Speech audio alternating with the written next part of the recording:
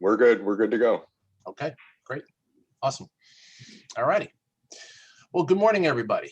My name is Tom McElvanner. I'm the president of IEC and the executive director of IEC and president of NYDA. And we welcome you to NYDA's Workforce Crisis Summit. Many of you know us at NYDA as New York Disability Advocates. And we call for this gathering today to confront this statewide, well, really nationwide, crisis in our DSP workforce. When we say crisis, I do believe we're starting to run out of the right descriptors. For our providers, there's not enough manpower to carry out their mission. For families, they can't hold on to staff they trust with their most precious commodity. For self-advocates, they're exhausted and they're tired of breaking in new staff only to watch them leave because the money they make doesn't pay all their bills. With box stores, Walmarts, and other retail establishments offering $18, $20 an hour or more in places to work that don't require the dedication, sophistication, or determination to help make this a better world in supporting people. No wonder our vacancy rates for these positions accomplishing this noble work are skyrocketing. You will surely hear that positions that are not filled are stopping needed programs and services from opening and even remaining open. Senior management staff are covering shifts. And while many returning to their roots in the field, this is not a made-for-TV episode of Undercover Boss.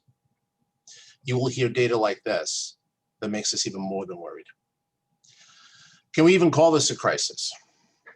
Our services are losing their stability and predictability for people and families who depend upon this provider community.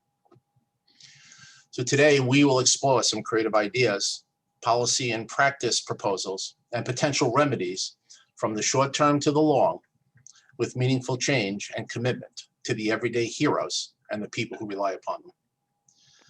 We know that money is not the answer to all the issues confounding this sector, as we need to elevate the standing of our workforce. Give them a sense and reality of being a DSP as a professional pursuit, assisting them to advance in their practice and in their lives.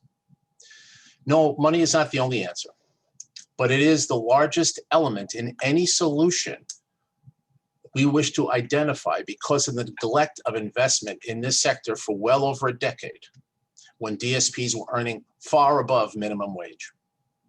We need to acknowledge it and we need to fix it. Our goals for the day are embodied in our agenda, and many of you have seen. We seek ideas, dialogue, and commitment for further work together, from the big picture overview that you will hear touching on subjects of recruitment and attention, the alarming data I just mentioned, and some unique and hopeful dialogue around creative benefits and incentives to support the workforce. The fiscal needs and realities we must face and address, and the other area of possibility, regulatory relief.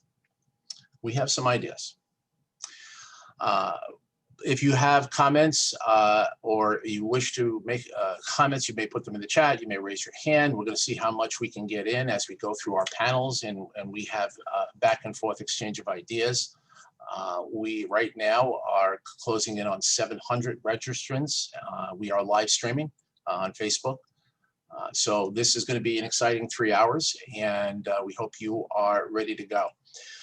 Today, we're joined by representatives from government. We want to thank the governor's office, folks from OPWDD, the provider associations and provider agencies, CCO partners, DSPs, self-advocates. I think Joe McBeth's in the House, NADSP as well, families, and all stakeholders who come to listen and address this most critical area in our supports and services.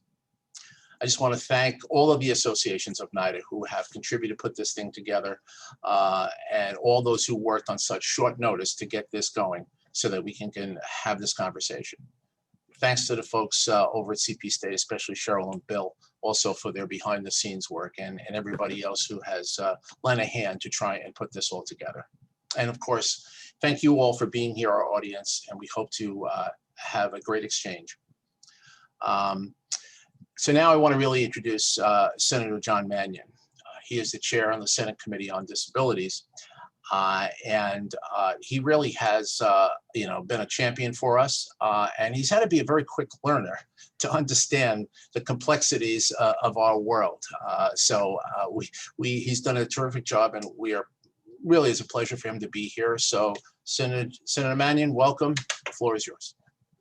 Tom, thank you very much. I really do appreciate the kind words. That's very nice of you, and this world, as you stated, is a complex one, and we need to do our research. We need to get this right. We are certainly have a mission that is necessary and important. So, I appreciate the introduction. NYDA is a tremendous partner in this difficult work that we all are a part of. And I want to thank the great work that NYDA does for especially hosting this summit.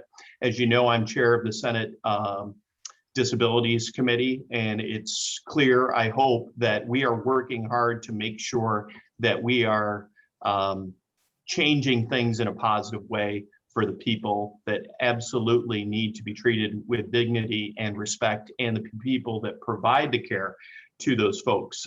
During budget negotiations, the legislature completely rejected the governor's cuts to OPWDD, and we secured a cost of living adjustment for the first time in a decade. I was also proud to sponsor a vaccine clinic in Onondaga County, where over 200 IDD New Yorkers and their caregivers administered received Johnson & Johnson one-time doses of the vaccine. We announced funding for Special Olympics unified sports programs, while delivering good news to someone who will be participating in the Special Olympics UX Games in 2022 at Disney World. Tomorrow we'll be holding our roundtable examining OPWDD's pandemic response with the OPWDD commissioner and panelists from all over the state with all different experiences and perspective. My view is this: we need to build on the good things that we've done, but most importantly, we have to solve what we are in the midst of, which is a crisis that is going to get worse, a workforce crisis. We have to do what is necessary to make sure that we get through this crisis and we work together.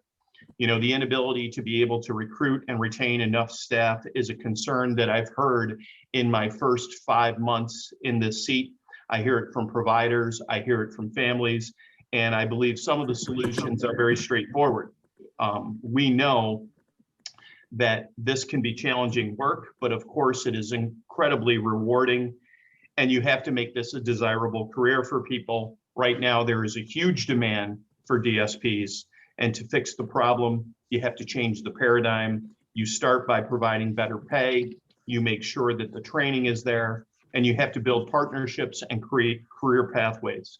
A good example is that in Onondaga County, where I'm from, we secured state dollars for a pilot program for a local service provider to partner with Onondaga Community College. We're funding tuition credits, mentoring, internships, and better pay, all to draw more people into this rewarding and necessary profession. I think it's a great model, and I hope that and believe that Central New York will prove that when we all work together, great things can happen, necessary things can happen, and we can expand the program to statewide. DSPs are the lifeblood of caring for people in New York with disabilities. They provide vital and often intimate supports for many members of our community. It's hard work, as I said, but it's rewarding work, and there are many people who are very well suited for it, who may be looking for a career, and we have to make sure we help make those connections. These are long-standing problems. This is what happens when you don't invest in the system over years and years and decades. These issues come home to roost, and I believe that progress will be made, and I believe our great leaders, like all of you, will help to continue the momentum. You have my guarantee that I understand the urgency of this issue, and getting the resources we need to solve the DSP workforce crisis will continue to be one of my top 5 priorities. I am committed to that. We have to be committed to it. We have to stand this career alone from every other to make sure that it is valued. And the way that we value this career path is by funding it. So I appreciate you having me here today and for everything that everyone is doing, for the education that I've received over the course of the 5 months. And I thank you very much. Terrific. Thanks, Senator Mannion. Appreciate it as always.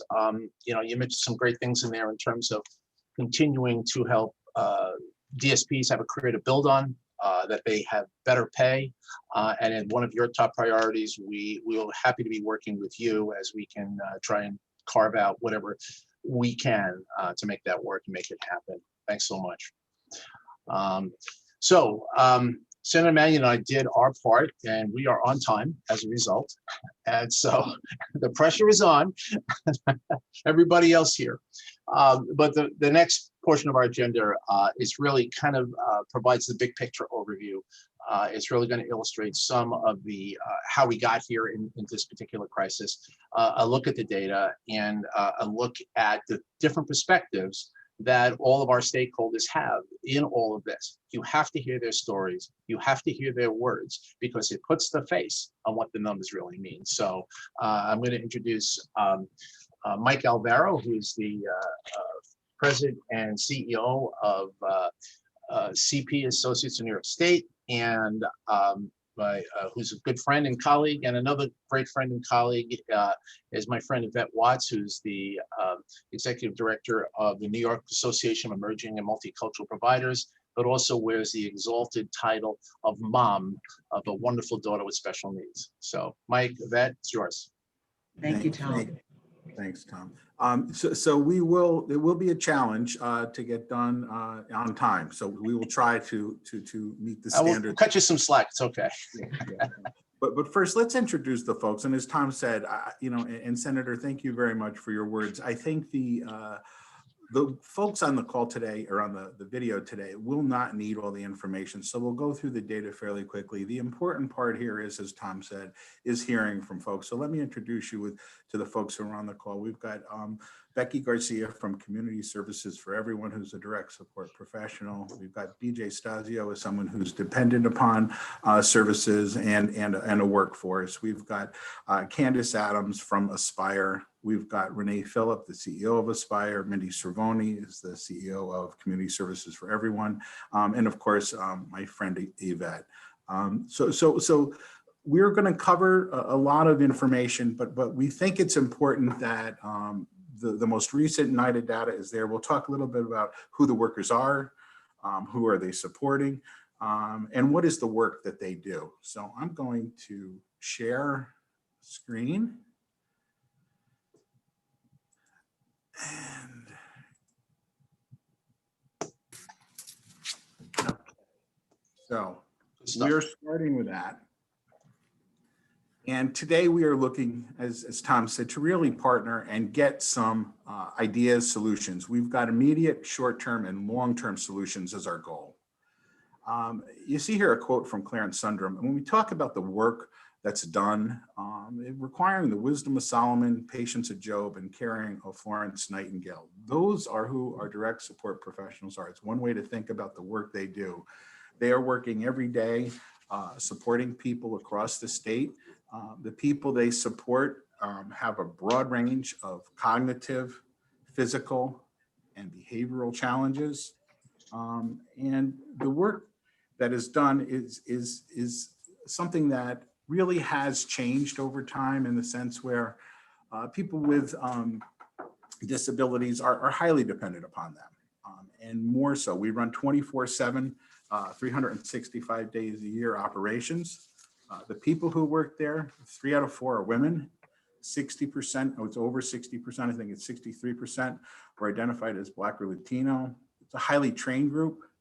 And almost all of the funding for their salary comes through government reimbursement. We'll get back to this later on when we talk about the finances, but that's a critically important point and question. What do we believe as a society the funding should be for these jobs? These jobs also are highly subject to regulations and laws not found in other options. So when we talk about those other sectors Tom was mentioning, the options don't carry with it the regulatory overlay. What do? People provide supports for activities of daily living. They do medication administration. They lift, they assist with tube feeding, they know durable medical equipment, how to use those devices, transportation. They teach personal care, money management, but probably one of the most distinguishing and important pieces is they form close relationships with the people they support and their families. This is absolutely critical. If you look at the motto for or tagline for NYDA, it's life supported. And that's what these folks do. They support lives. People lead lives all across the state, and they're able to lead full lives because of the workforce. Our workforce has to comply with many complex communication systems. We all know about the reporting and the regulatory requirements. So what do we do for all those people? I mean, what does that lead to? A living wage is a term that I think helps us better understand where people need to be. For a single parent with one child and one household, the living wage in New York, according to a group out of MIT, is $31 an hour. The average starting salary for DSPs in many parts of the state is below $15, and in almost all parts of the state, we're in very few agencies near $20 an hour. When we think about, why people leave or we have retention issues, it's wages, it's benefits, it's the shifts that they're asked to do, the trainings that they're required to do, the duties, the works. Not everyone's cut out for it. And then some are looking for a career path. The living wage, with or without, our workers are people. They need the same things we all need: housing, food, transportation, childcare. And I think a question for us today is really, to what degree does our current funding system permit us to offer these essential workers access to basic needs? So we take a look, and NYDA has done this as we've done it under the Be Fair name prior, but what has the lack of a living wage over all those years done to our field? And our most recent survey, which is the period of the first 4 months of this year, and we'll be releasing these publicly later today or tomorrow, is there's a 25% vacancy rate. That's almost a 75% increase over last year. That's 1 in 4 spots out there in our homes, in our day programs, are missing. Those people are no longer there. 24% of the providers, that's 1 in 4 agencies, have a 30% or greater vacancy rate. 7 out of 10 agencies have senior staff covering shifts. Half the agencies closed programs or reduced operations due to these staffing shortages. And 4 out of 10 have not opened programs they're approved to open because of the staffing shortages. 93%, almost all, report that there are less people applying for jobs than there were even a year ago. You take a look at these charts here, the trends. The vacancies flattened out between 17 and 18, and I think really into 19 a little bit. And that's when the DSP wages increases through Be Fair were realized. So the funding that was supplied to agencies might have had a calming effect on that upward climb. But right now, as you know, the number is almost 25%. It's 1 in 4. We have the turnover rate, which is interesting. We think that downward piece is characterized by, we just don't have the people coming in the door anymore. That 9 out of 10 is coming home to roost. 9 out of 10 agencies seeing less applications, the people aren't there.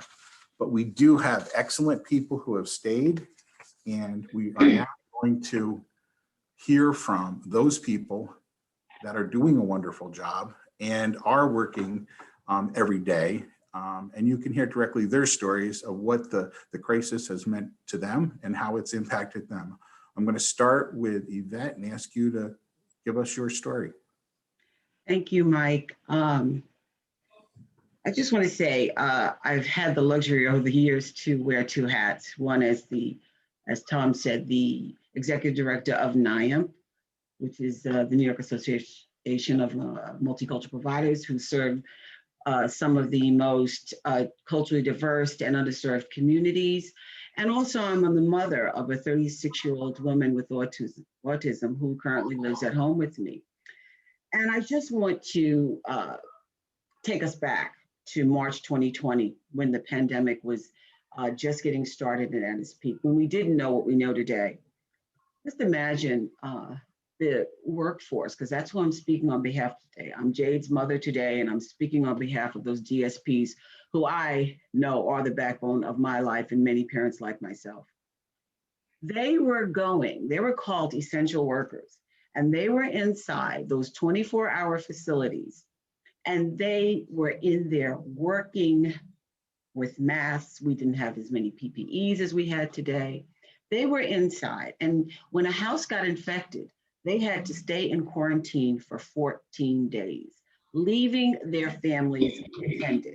Now, I don't know about you, but if I leave for work and I can't come back in 14 days, I don't know what my house is going to look like when I come back. And not only did they have to stay like that, they were in dangerous, they didn't know what they were facing. And then as a community parent, those individuals were coming into our homes and they didn't know what they were facing. These individuals, we call them the backbone, we call them essential workers, but they don't feel like that. What they feel like is underappreciated. We tell them that they do ADL skills. Do you understand what that means? ADL skills, that means they take care of the life and the breath of the consumers, our children, our individuals. I've watched them over the years. And what this pandemic has shown us, that many of them have gone out to, as Tom said, the fast foods, the Targets. And they didn't always want to do that. They didn't always want to break away. Some of them really love what they're doing, but they had to go. And what they saw was, you know what? I can manage and I can live. I can work over here and I can make a living wage and support my family. So a lot of them want to come back, but they can't come back. And some of them we've lost totally. So what we have to do is enhance and make this system something that they want the new individuals to come in here. Because I don't know about anybody else, but I know the families understand this, and so do the providers, that this is a circle. It's OPWDD, it's the providers, it's the workers, it's the family. If there's any break in that circle, it's not working. It's not workable. These individuals, I know that I could not be able to do what I do without my DSP workers coming in here, understanding my child and the regulations that they have to adhere to. I welcome it, but it's very challenging to see what they have to do. And, you know, I understand that money isn't everything, but it does support a quality of life. They don't have to work 3 shifts. They don't have to travel. We're not all living parents and these 24-hour facilities in the same communities.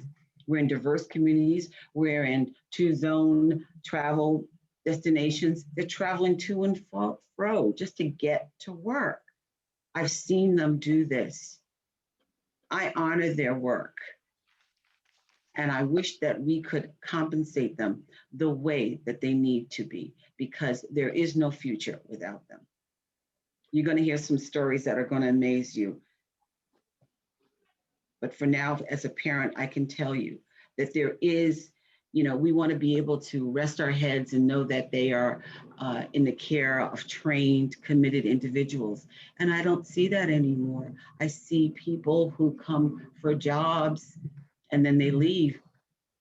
First of all, the pay is low and the work is hard. That's really scary. Thanks, Yvette. And next up, someone who's going to tell it like it is. We know we can count on you to do that, BJ. So BJ Stasio, we ask you to give us your story. Yes, sir. Thank you for everyone for having me here today. First, let me say I'm not only here representing myself, but I'm here representing all New Yorkers with IDD and developmental disabilities, not only as myself, but as Sandy's president. And it's an honor to be here today. Unfortunately, I have to tell a story that I kind of feel uncomfortable telling, but if it teaches a lesson and gets people charged up, that's okay. That's what I'm here to do.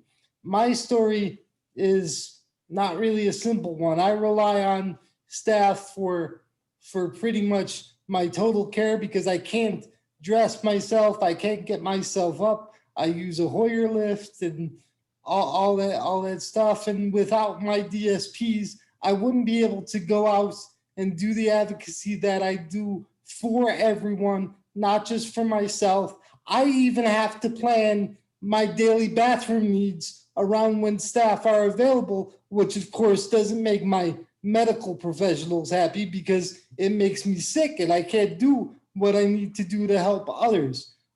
If I'm helping myself, I'm helping others. And I want to say to people, I've had to do something recently that I've never done before. So it's a new experience, and it's kind of scary because when I'm out shopping, I look at people and say, oh, maybe I could introduce myself to this person and say, maybe they want to come to work for me. Maybe I should say, do you want to help another human being? Because I'm not only a person with a disability, but I'm a human being. I need a hand up, not a handout. And I want to make that clear. I'm not asking for a handout. I'm asking for a hand up to live the life that I deserve, and other New Yorkers deserve that opportunity too. So please help us feel like we belong and included in our communities, because we have a lot of value to offer to you and to the community, because disability awareness and being treated like human beings is so important. So my advice to advocates out there listening, if you come across somebody and you might have a feeling that they might be good for you, go introduce yourself and say, do you want a career helping another human being? Because believe me, without my staff, I wouldn't be able to do what I do. And I'm grateful to all the DSPs who have worked with me in the past and in the future and now, because I have one DSP who is dedicated to me, and I worry about her burning herself out. And she's like, I'm going to be there for you when I can. And I appreciate her so much. And so does my natural supports and my family. And I want to see the DSPs get the wages that they deserve to help us live the better life that the system supposedly promises. And let's remember, we are supposed to be person-centered, and it is about everyone. If we're truly being person-centered, not system-centered, and not regulation-centered, because regulations only regulate our life and stop us from living it. Thank you. And thank you, BJ. As always, you did a wonderful job. And again, bringing it back to people and reminding folks who I guess sometimes forget, it's about people. That was very, very good. Thank you very much. Next up, we're gonna turn to Becky Garcia, and Becky, again, I know this is it's a big ask, but we're asking you to tell your story for folks so they really understand the impact here. So thank you, Becky. Over to you. Thank you, Mike. So I'm Rebecca, and I've been employed in this field for over 10 years. I've remained in the agency that I work in because I love my job and I enjoy working with the community that we support. This job has been a game changer for me and my family, as finding a job that you enjoy doing is a difficult thing to find. I'm a single mother of 3 strong and courageous children that have been my entire world. With them growing up, it's been very difficult working full-time and working part-time at a pizzeria or a gas station. I worked 2 to 3 jobs at a time to make ends meet, and it wasn't always enough to get by. We've lived with utilities being shut off, not having a vehicle, depending on family members to help out, working 2 jobs and being a single parent made my 2 older children have to help out with caring for their younger sibling, as I couldn't afford to pay for childcare. We were ineligible for government assistance and had to figure out how to buy groceries on top of all the other bills in the house. My dream is to one day own my own home and my kids being able to feel a sense of permanency. I'm hopeful that one day I will be able to fulfill that. I'm truly blessed that my older children now work and are able to purchase some of the things for themselves, relieving some of the heaviness of myself.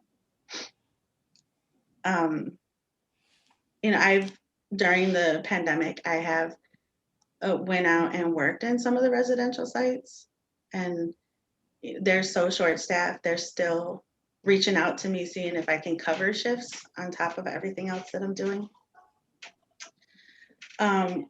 Majority of the people in this field have families to support and struggle every day to make ends meet. You know, I'm a lead, so I make a little bit more than DSP does, but I've worked my way up to this position in the agency, and I am grateful for everything that I've been able to get through and get to.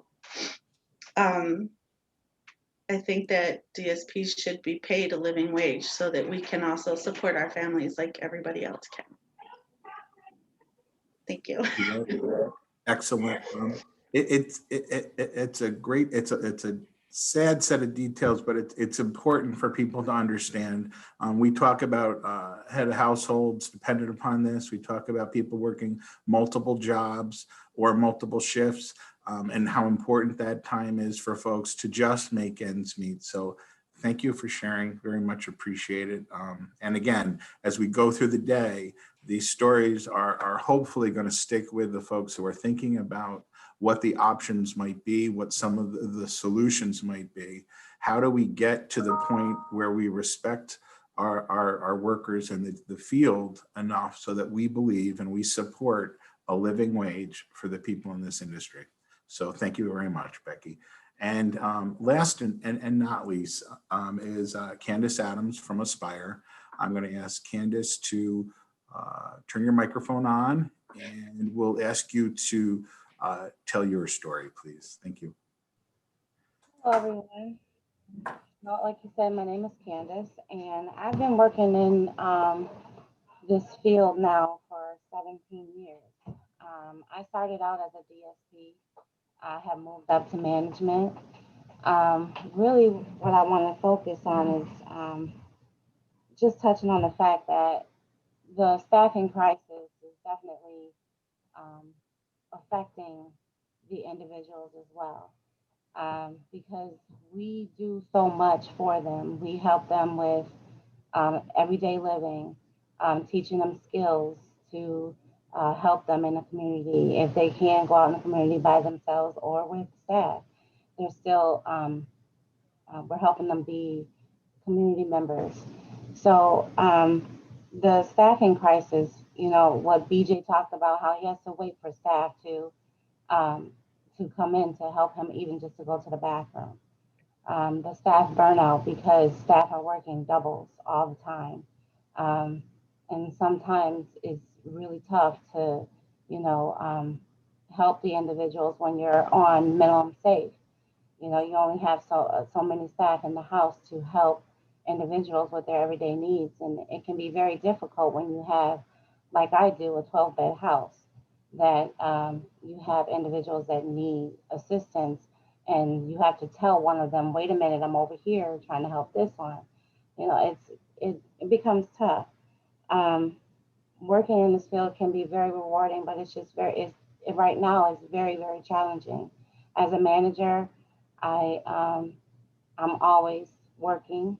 Even when we leave the group home, we are available for staff because things happen. These are people's lives. We are most of the time, these people's family. So it is very difficult to maintain my own personal life, and then also to be a manager too. I also have a daughter that has a disability.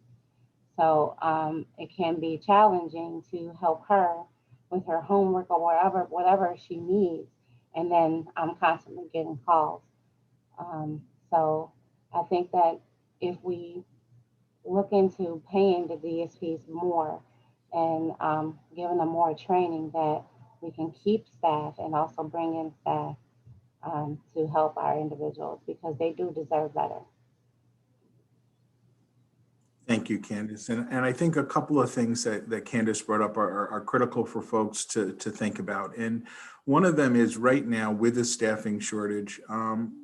She was telling a story to us yesterday where, you know, she had Memorial Day, a day, tried to take a whole day. The phone was on the whole time. She was not able to have any time to herself. She literally is, she herself is a 24/7, 365 operation.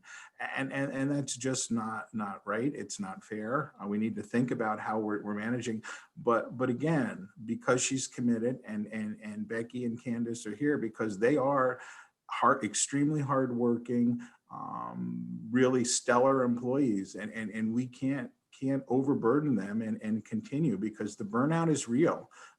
And we know, the fact of the matter is, right now, with the situation with the unemployment benefits, we are having many staff leave the field, or leave and take those, because we aren't able to get over that hurdle. We aren't able to match those salaries, you know, the income from an unemployment check right now, and that is a real issue. So I think that this is something that you know, we're going to have to talk about as we go through the day. But the very real world of multiple shifts, staff burnout, and the fact that, you know, the day-to-day lives of people are completely dependent upon these workers being fresh, being able to support them and really carry out all the duties that they've got, which is wide ranging. I'll shut up for a second. Yvette, go ahead. But, you know, I want to point out that Candace and I are both mothers. Candace has children. I have a daughter. We both have lives to lead. We both have professions. And I need Candace. I need people like Candace. And the fact that when I see mothers that come into my home and they have 3 and 4 families like myself, and as I say, we don't live next door to each other. They're traveling on these subways and buses, and we're all pulling at them because now there's less of them. And now we find ourselves taking a good worker and working and exhausting her because we don't have those multiple workers that we used to have. We may just have one that stayed. We've lost this in the community. So I know that where my future lies and my daughter's. And I want individuals to want to work here. I want to see committed individuals that see that this is truly an act of God to want to work here, the patience of Job. But I want to see them well compensated, because what I want to see is them enjoying life, because when they enjoy life, they can come and bring that into the 24-hour facilities, into my homes, into the day habs. Right. They want what we want, what everyone needs. They need a living wage, they need benefits, they need incentives, and they need to be appreciated. Right. Mike, so 5 years ago, we had over 7,000 applications for our direct support professionals. And in the last year, we've had less than 1,000.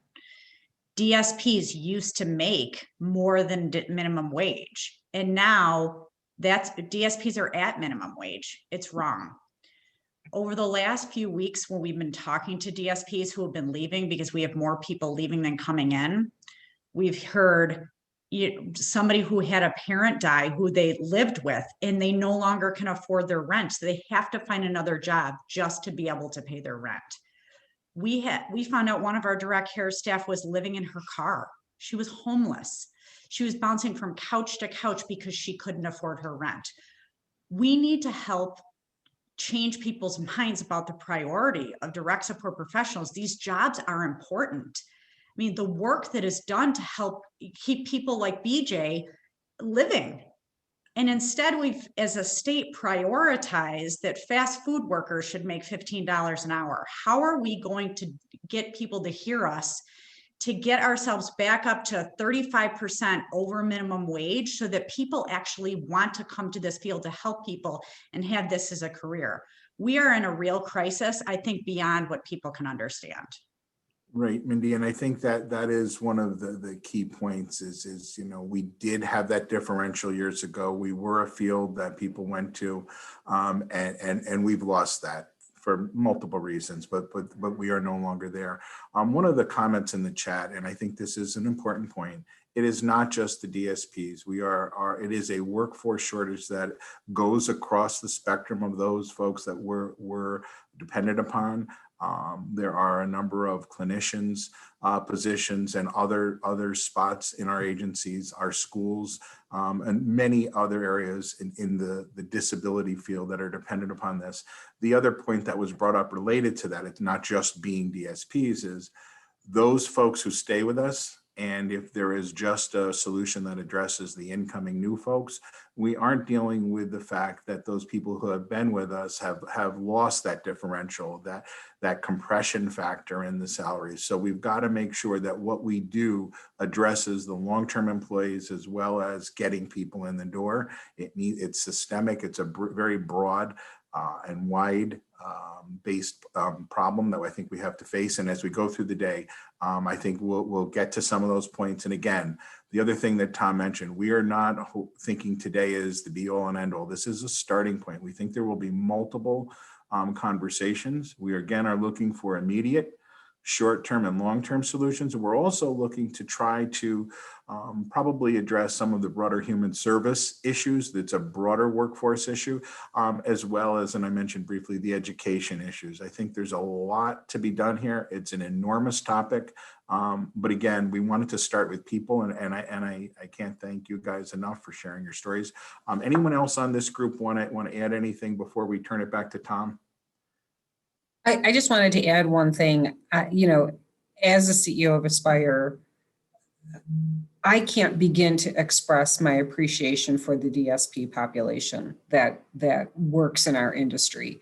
I can't think of any other circumstance where people are called to do the work that they do, to become extended family members, to BJ's point about to provide the daily necessity caregiving that they need with respect and with passion.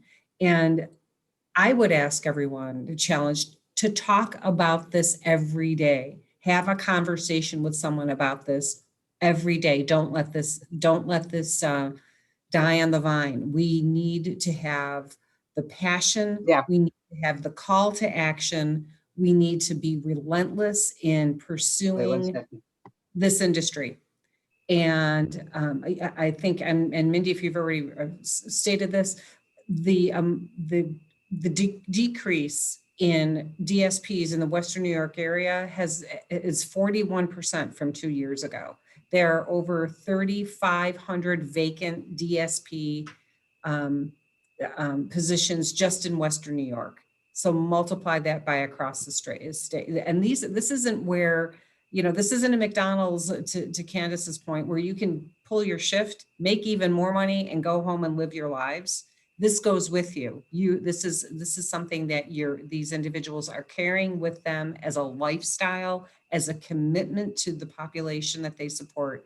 And I would just call on everyone to continue this conversation every single day with your neighbor, with your colleagues, with your family members. So, and on behalf of everyone that you support, thank you so much for the work that you do. This is Veronica Federiconi. I'm CEO with Autism Services. And I would just like to say, which I've been working in this field for 50 years, and I've seen a lot of transition over time. But one thing I've always recognized is that the direct support professionals is the foundation of all of our programs and services. We could not run our organizations without them. And so it's absolutely critical that we recognize them in some way. And, we have people who are coming in and leaving because they're saying, well, this isn't what I thought I was hired for. It is a very difficult job. There are many responsibilities, and people need to recognize that is something we have to address and take care of the foundation in order for our agencies to continue to provide the wonderful services that we do to people. Thank you. That is a good summary and I think we're at a turning point to start talking about some of those ideas. The only last thing, again, we need to thank the folks who spoke, Becky, BJ, Candace, and Yvette. I think one of the things that we are hearing more and more about when folks have higher need levels, and are those people who may be more challenging for staff. We need to enter into the conversation, the discussion about the impact on people with those higher needs because of the staffing shortage. So with that, Tom, I think we're going to end this piece and turn it back to you to go on to the next group. Thank you, everyone. That's great. And thank you, everyone, as well.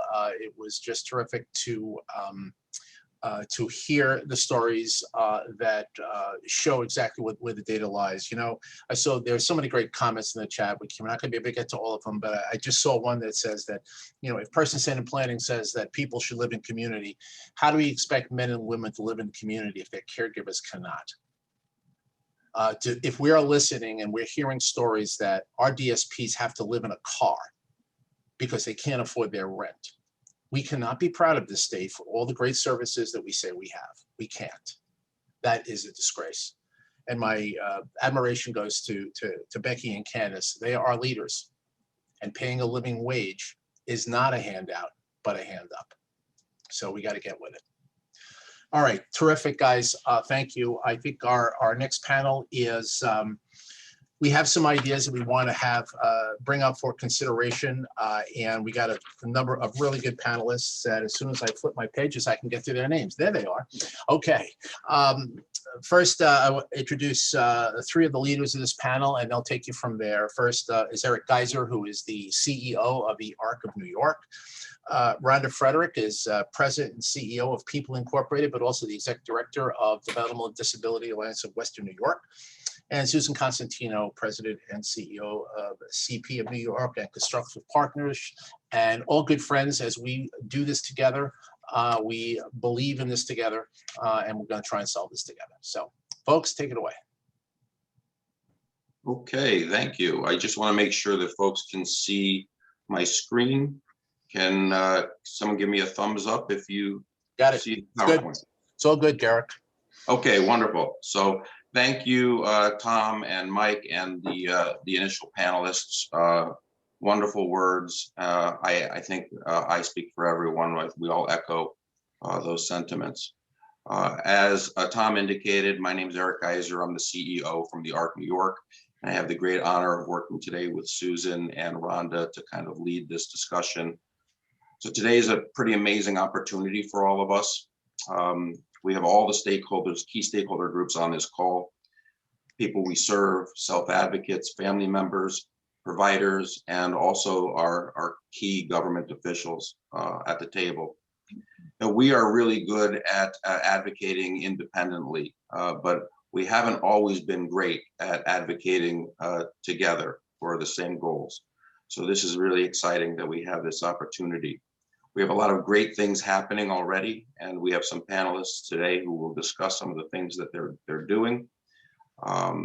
But collectively, you know, obviously we are much stronger than separately, and we have great opportunity. So the section is going to begin with a dialogue about ideas and solutions that have been raised, and in some cases have already been implemented with some success. We hope that this section is a discussion. If you have ideas or solutions you would like to bring to the table, I would ask you to please enter them into the chat box or request to be heard, and we can probably unmute you. We don't have all the answers, but collectively, I know we do. We will talk about recruitment. How do we entice people to do this rewarding work? Do we know the full reasons why we struggle with workforce challenges? Obviously, living wage is critical and needs to be addressed once and for all. But there are probably other explanations besides money that draw people into our field. And how do we leverage all of those things together? And then secondly, retention. Data shows that 47% of our workforce entering our field don't last 1 year. Do we know why that is?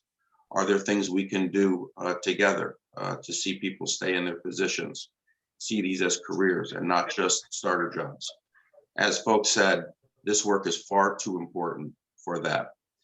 So without further ado, we'll get right into the discussion. We have about an hour And I will ask, Susan and Rhonda to please, weigh in, or if you have comments, absolutely feel free.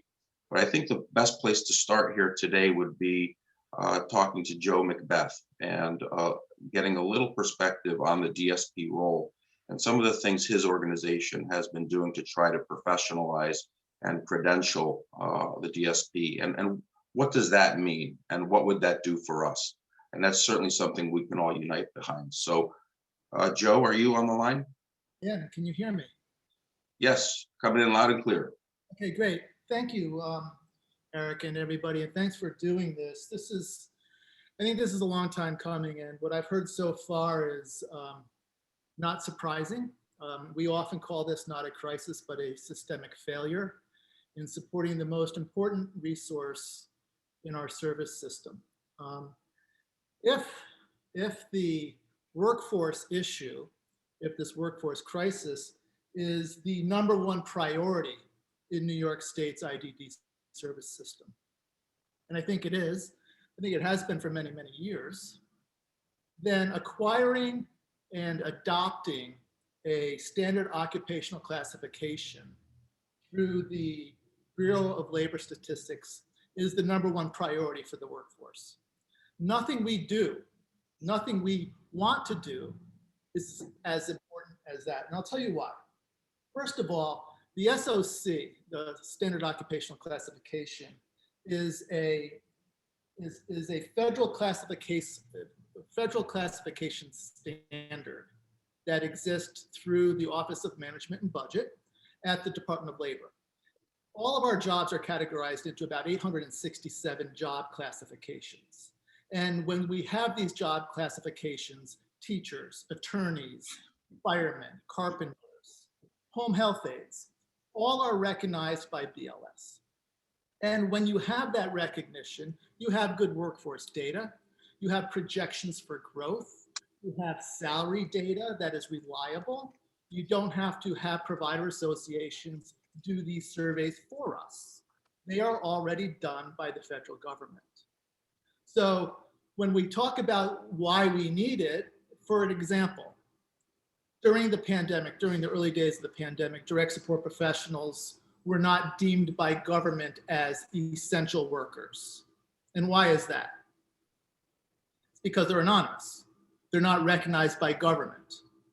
So we had to have DSPs travel to and from work with letters from their employers in case they got pulled over by the authorities to show that they were an essential worker. In fact, only 18 states deemed direct support professionals as essential workers. So if we had that classification, like the home health aides, personal care attendants, of course they were deemed early on as essential. So having that occupational recognition is important. The second thing is, it shows that this workforce is different than the other caregiving occupations. Of course, there are a lot of shared skills that DSPs have with personal care attendants and home health aides and certified nursing assistants. But when you crosswalk those skill requirements, you will know, and everybody here knows, that the skills required of a DSP far exceed those of a home health aide and PCA. So to get that occupational code, we have to demonstrate that it is far different work than these other occupations. And then lastly, and I think is most important, is that with an occupational code, we will finally start seeing effective rate setting methodologies. States are using other occupational data, home health aides, personal care attendants, to determine your rates. That data from those other categories are inaccurate, which keeps the rates low. So when you talk about salaries and starting wages, we need to have a rate setting methodology that accurately describes the work that DSP. You would think that this is an easy thing to get resolved with labor statistics. In fact, they do it about every 8 or 10 years. They open up for public comments to entertain new occupational classifications. The last time this was done was 2018.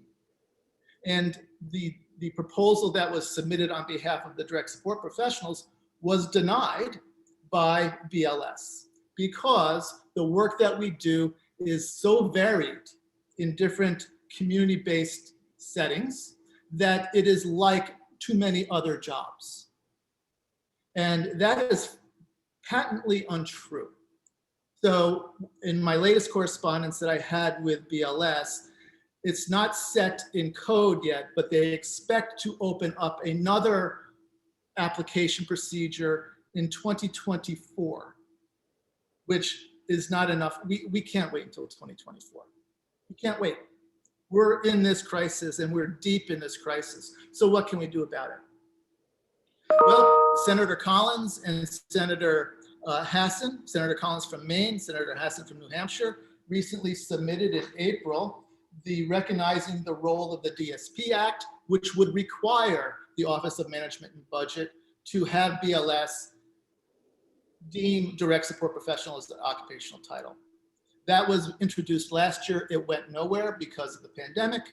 I'm hoping that this is going to be tacked on to other bills that are bigger bills, like the infrastructure bill or the HCBS Access Act. By the way, you cannot expand HCBS services without a qualified, competent, and available workforce. So I'm hoping that we can circumvent that 8 or 10 year period with something within legislation that determines direct support professional as an occupational standard. There's other acts that are out there that we might be able to get it in, but I can tell you that the Office of Management and Budget and BLS are very familiar with direct support professional through our advocacy work. This is a national issue, it's a federal issue. Once the US Department of Labor identifies direct support professional as a title, states will then do so after that, and then we can start off with getting good data, getting professional recognition, and effective rate setting methodologies. Your National Provider Association, ANCOR, is very involved in that. We are very involved in that. We have submitted a lot of recommendations to the Administration on Community Living and HHS on getting this done. This is the #1 priority. I'll stand for questions. I don't want to take up too much more time, but again, if the workforce is our #1 priority, and occupational code is the workforce's #1 priority. Back to you, Eric. Eric, this is Susan. Could I just ask a question of Joe about that? Because I think it brings up a very important piece. At one point, Joe, in looking at salaries of direct support staff, one of the things that OPWDD had spoken a little bit about was the personal income tax credit, some way to look at how to exempt direct support professionals from a certain portion of their personal income tax so that there would be more dollars for them as a field that is so necessary. But I think there is an issue as it relates to the job title. Am I right that one thing has to be solved before we could look at that individual or the personal income tax credit? Precisely, Susan. We can't do that because nobody knows what a direct support professional is, right? And that's, again, that goes to the recognition of this 1.4 million person workforce across the United States. You can't get something like that exemption until you get that occupational code. They go hand in hand. Otherwise, you know, I don't know how many different titles we're using now for direct support professionals. I think there's been a trend over the last 10 years that we're starting to call them direct support professionals, but in fact, a lot of agencies still call them residential counselors, you name it. We have to get behind one occupational code and then do things like that income tax break. Great, thanks. Eric, this is Tom. May I just jump in with a quick question for Joe as well? Yep. Joe, is there any action New York State can take prior to any at the federal level, or must we kind of sit passively and wait for that to happen down in Washington? Well, I know that Ann and Kirsten at the New York Alliance, this has been on their radar for many years. Right. And I think also we need to share our resources and communicate better. The provider community is being represented in DC by ANCOR on this issue. Right. I see Tom, if we have to wait until 2024, and I hope we don't, then I think what we need to do is bring together a stakeholder group to present an airtight proposal to BLS. If we have to wait, that cannot be denied, because we've done those crosswalks. We know that this job is drastically different. DSPs are doing things that nurses, LPNs can't do. Right. You know, so the skill requirement and the difference between other like jobs needs to be loud and clear. Rachel. Joe, this is Rhonda Frederick. I guess you've given us, I think, our first idea. We need a work group. We need to do this. We need to do it now. It's maybe a long term because you're talking 2024, but it's a concrete thing. I think NYDA needs to take this and put it through so all organizations can get behind this. So thank you. Thank you. And I think getting exposure and getting DSPs familiar with this issue is correct. One thing I just want to add, because I don't want to wait till 2024. We have engaged with a consulting group in DC to look in the history of BLS where they may have identified an occupation in between that 8-year window that set a precedent for a new occupation being entered during the middle of that time period. If we can find one, we're going to use it. Let's go for it. We're ready. So this is Ann Hardiman. I just wanted to add, and Joe mentioned this, that there's been some legislative support in New York State for an occupational code. It's really important, though, that it happen on a federal level as well. It's not as strong if it's just statewide. So, and someone asked what BLS is. It's the Bureau of Labor Statistics. Part of the United States Department of Labor. Yep. And actually, I would recommend you all go spend some time on ONET and take a look at some of the occupational codes, 867 of them. It is a bureaucratic boondoggle, but when you narrow it down, you can see that direct support professionals don't really fit with the other occupations that it's grouped with. So Joe, your perspective is that all of these ideas, and you can see them on the slide, they're all great ideas, but they'd all be made easier if we were defined as something first. Absolutely, absolutely, Eric. I mean, the schools, the community colleges, they're very familiar with CNAs, right? They're very familiar with home health aides. We have to educate them about what direct support professionals do. We have really been in the shadows and anonymous in this vast workforce, caregiving workforce, which is nearly 5 million people. We need to be at the table. And in order to do some of these things, yes, it'll be much easier. I'm not saying it would be impossible. It would be much easier if we had that occupational classification in our pocket. Okay, thank you. Thank you. So we have our work cut out for us, but that's a target we should definitely have our eye on. I'd like to kind of switch gears a little bit now. I heard in the initial panel some comments about a feeder system.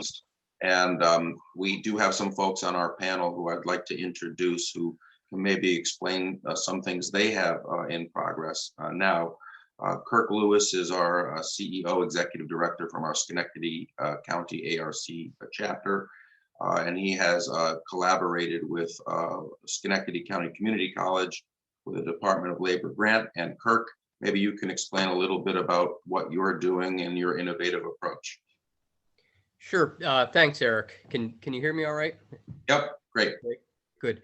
And thank you to everyone who's gone before. Special thanks to Senator Mannion for your advocacy and your support.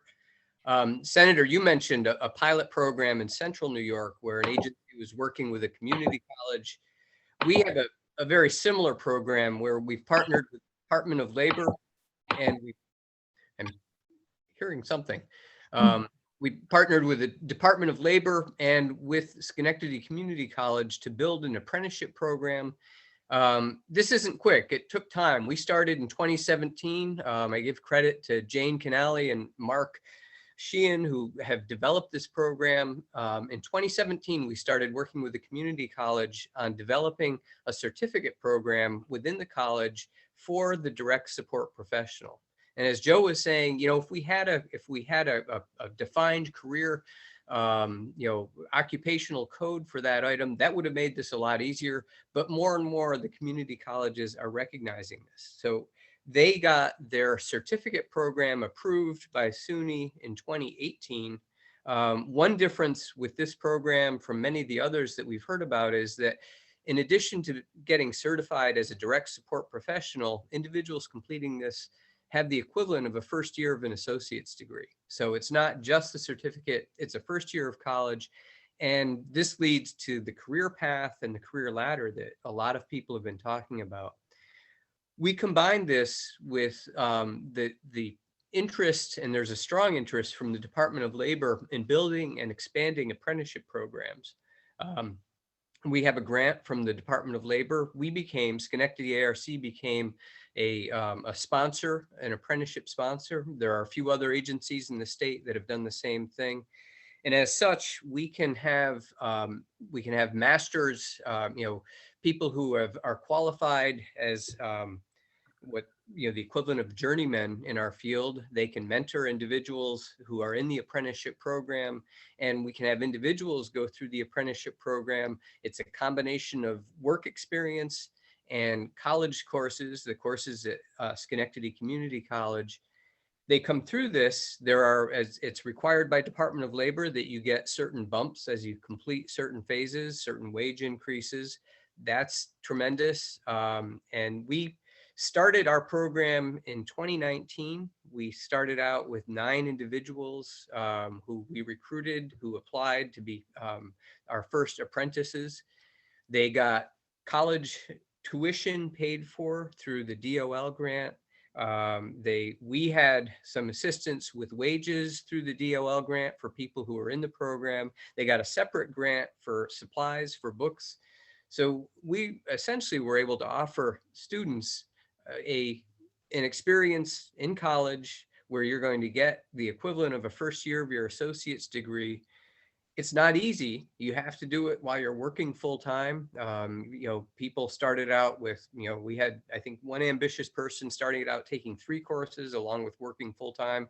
Most did 1 or 2 courses, but we've seen 3 people successfully complete the program. We have several others who are in process. As you can imagine, the pandemic kind of dealt a blow to, you know, the progress we were making with it. Everything was on hold for most of 2020, but we are now in the process of recruiting again for a class to take start up in 2021 in the fall. So it's an opportunity. One of the things we market is there is a career ladder. We've had a number of people come in and start as DSPs and go on to any number of fields. And we have examples within our agency. We have nurses, we have administrators, we have human resource specialists, people who all started as DSPs. We have one executive director who started as a DSP. So we can tell you that there is a career path here and there is an opportunity. And we've had, again, this great partnership with DOL and with the Schenectady Community College. But I go back to the point that everyone made at the beginning. We can't compete with the wages. The minimum wage in New York went up to will go up to $15 for fast food workers. It's still $12.50 for our employees. We need to get them in the door in order to have them working in this great program. And just like Mindy mentioned, or Rhonda mentioned, in Western New York, applicants are down. People are leaving. People are looking at basic life decisions. So there are huge opportunities, I think, for partnerships like this. Again, Senator Mannion mentioned one in Central New York. We've talked to agencies across the state, but we need to get the people in the door, and they need to be able to earn a living wage while they're engaged in these programs that are going to help them advance their career and provide some great supports for the people we support.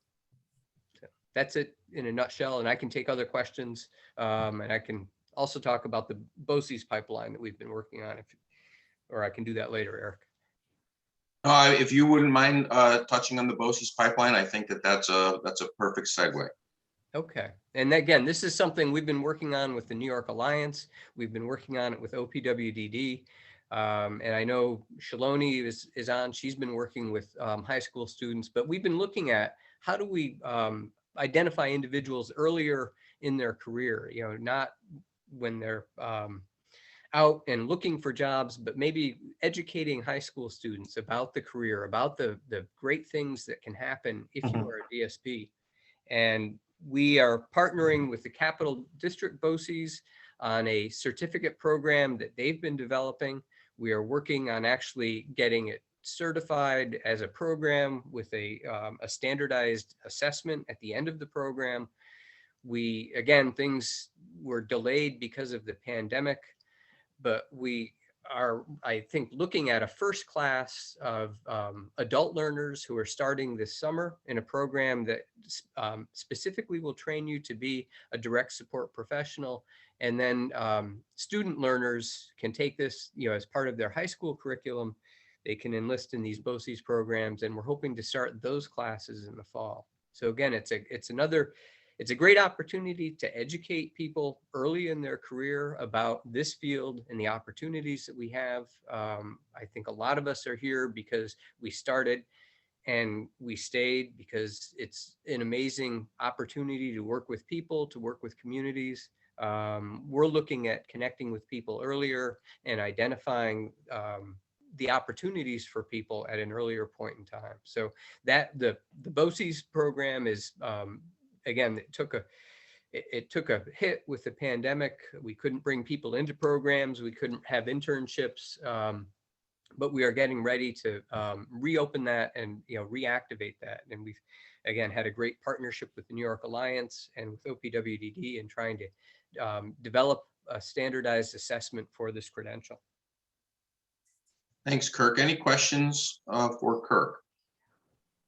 If I could jump in, Eric, and just make a couple comments. There was one question in the chat about as far as what the state can do as it relates to the occupational code. You know, I think Joe did a great job of explaining that and where that has to happen. But I will say that it's something that we have to contact the Department of Labor about in the state and see if we can establish that as an official title. As he stated, there's other states that have it. We need that occupational code at the federal level. A couple other things related to legislation and bills is relating to a career ladder. There is a bill out there which would provide tuition assistant grants to community colleges to train DSPs. Half of that tuition would be paid in the bill by the grant, and the other half by the provider. The employee would have to be employed full-time. And you know, that's one thing that's out there. Another is a DSP credentialing pilot bill where OPWDD creates a program with comprehensive mentoring and training, and a study must be conducted. And then when people receive their you know, full credentials, there's compensation that would be appropriate for that. So those are a few things out there that I think we have to advocate for. Again, we led off with immediate, short-term, and long-term. These I think are more in the short to longer term help. But again, there are some things out there. And finally, I'll just say I 100% agree. As somebody who came from a world of public education, we do a lot of good in that world. But I do think that the graduation requirements in many ways are a little bit restrictive. We need to expose our young people to different career paths early on. And I don't know if that's happening, because certainly this is a career path that many may be drawn to. If they don't know about it, they're simply not going into it. So I appreciate the time to intervene. And as we have session today and I have meetings, I'll be in and out. My staff will be here throughout. So thank you. Eric, this is Ann. I'd like to comment on Senator Mannion's description of the credential, which is awesome, that bill. It goes back to a study that OPWDD did with the University of Minnesota. And one of the things I like about everything that everyone's talking about is creating a career path. One of the things the credential does, though, is keep the career path for DSPs as a DSP profession, where you grow within that profession, where there's a ladder within DSP. You're not moving out to become, you know, something else, a care manager, et cetera, which is a great option, but making DSP a career is really something that lots of people would like to do, with you know, built-in steps for gaining knowledge, and maybe specializing more work with autism or aging, or becoming a frontline supervisor. So there is a model, and there's 6 or 7 agencies that are doing a handful of people kind of on their own backs funding it. And there is definitely longer retention of those workers, more skilled workers, more confident workers. Those agencies are building in some increments in those steps, which is great. You know, the person's compensated then. So a credential shows great promise. It, you know, isn't something that will be immediate, but it can be something that embraces the DSP profession. Anyway, I just wanted to add a little bit about that. Thank you. Thanks, Ann. Yep, go ahead, Kirk. One other comment. I saw a question in the chat asking if this was the SUNY for All program, and it's not. It's a bit different from that. I think Diane is on the line and can speak to the SUNY for All program, which really looks at covering the training that our DSPs are required to have. The program we're working on, that we've been working on with SEC, is above and beyond that. Again, it's a certificate program. So we have looked at the SUNY for All program and other ways of possibly getting other credit for the trainings that our DSPs are required to have. But Diane might want to speak about the SUNY for All program. Sure, I'm happy to weigh in if now's an okay time for me to share that. There are so many things that are going on, and I realize that all of the issues raised so far, they're all real, they're all relevant. And so what are we doing to try to address those things is a very important question. And part of what we're doing is the SUNY for All initiative, which is relatively new, although there was some work, and there is work at the community college level in various parts of the state to address the DSP profession. And educational opportunity centers within SUNY have also done some work in there. But what happened in the last few months, maybe 8 months or so, is we began a partnership with SUNY, the central administration, which was good because SUNY is very geographically obviously dispersed. And so trying to get them all on the same page is not always easy, because the community colleges really operate independent of one another in terms of establishing their curricula and what certifications they offer. But I will put this in the chat when I'm done here, a link to the most current information we have on the SUNY for All program, which is essentially, as Kirk described, a way to train direct support professionals or new recruits to the profession through the SUNY system, whereby they not only get the training, but they also get credit. So if they choose to advance in their professional career development, to want to get an associate's degree or to move into other areas of the human services field, certainly those are benefits that we want to offer to the DSPs who are working so hard in New York. So there are multiple benefits to this program. It's not, it's still essentially in an early stage of development, and you'll see that when, you know, but we are actually beginning to work with SUNY and train potential direct support professionals on our field. And the ability to standardize that is could be very, very helpful as a recruitment tool, and I hope very beneficial to the providers in New York State, because it could help alleviate some of the training work that they have to do in order to bring their new staff up to speed. So we have high hopes for the SUNY program, and we're continuing to work with SUNY, and it's going to develop as we go on. Right now, it's really focused in its earliest stages down in the Bronx, Brooklyn areas, where they've already had an established EOC DSP program. What we're working on now is how to expand that to other regions of the state. And SUNY has made it very clear that they are very willing to support that expansion. We're really very, very appreciative of that partnership because it's a great resource for New York State and we should take advantage of every resource.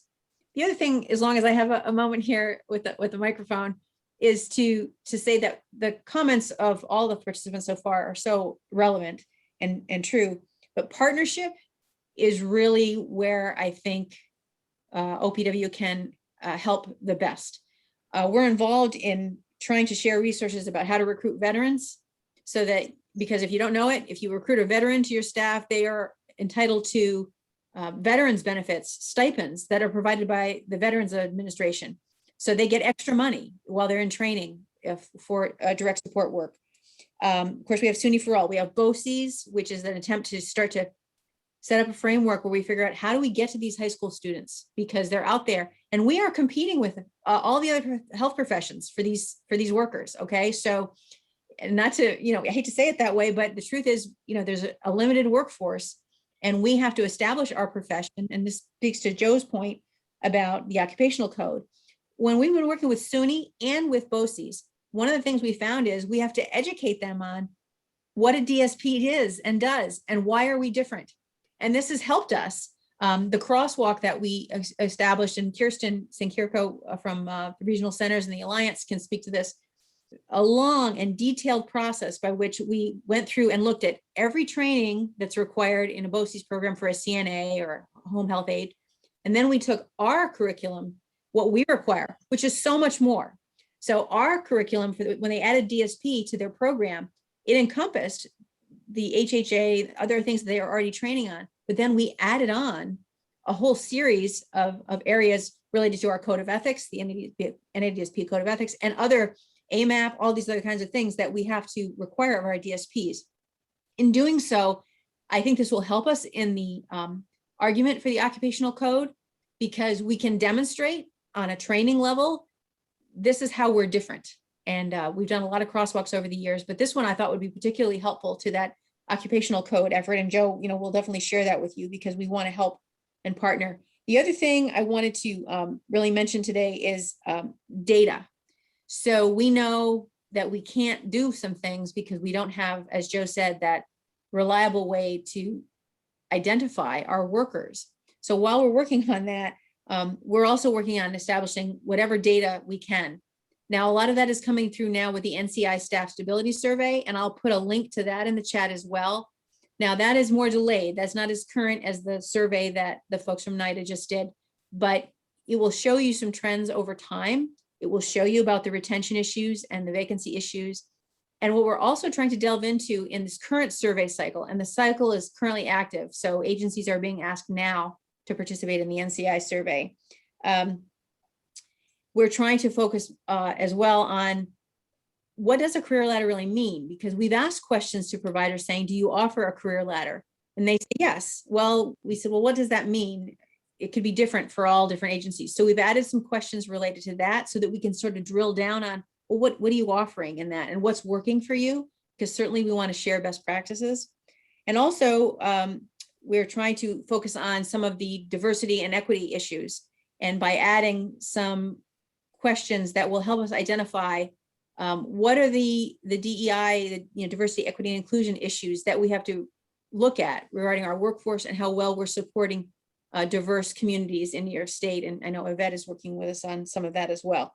So that was my sort of bucket list of items I wanted to share with you because certainly we're not immune to the issues. We have our own state workforce issues as well that mirror the ones that you're all experiencing. And we are definitely open to partnerships and trying to continue on these initiatives and others that may come up where we can collaborate with certainly all of our partners in New York State, but maybe it's with other states as well. I mean, we're open to that as well. So I'll stop there because I could go on for hours.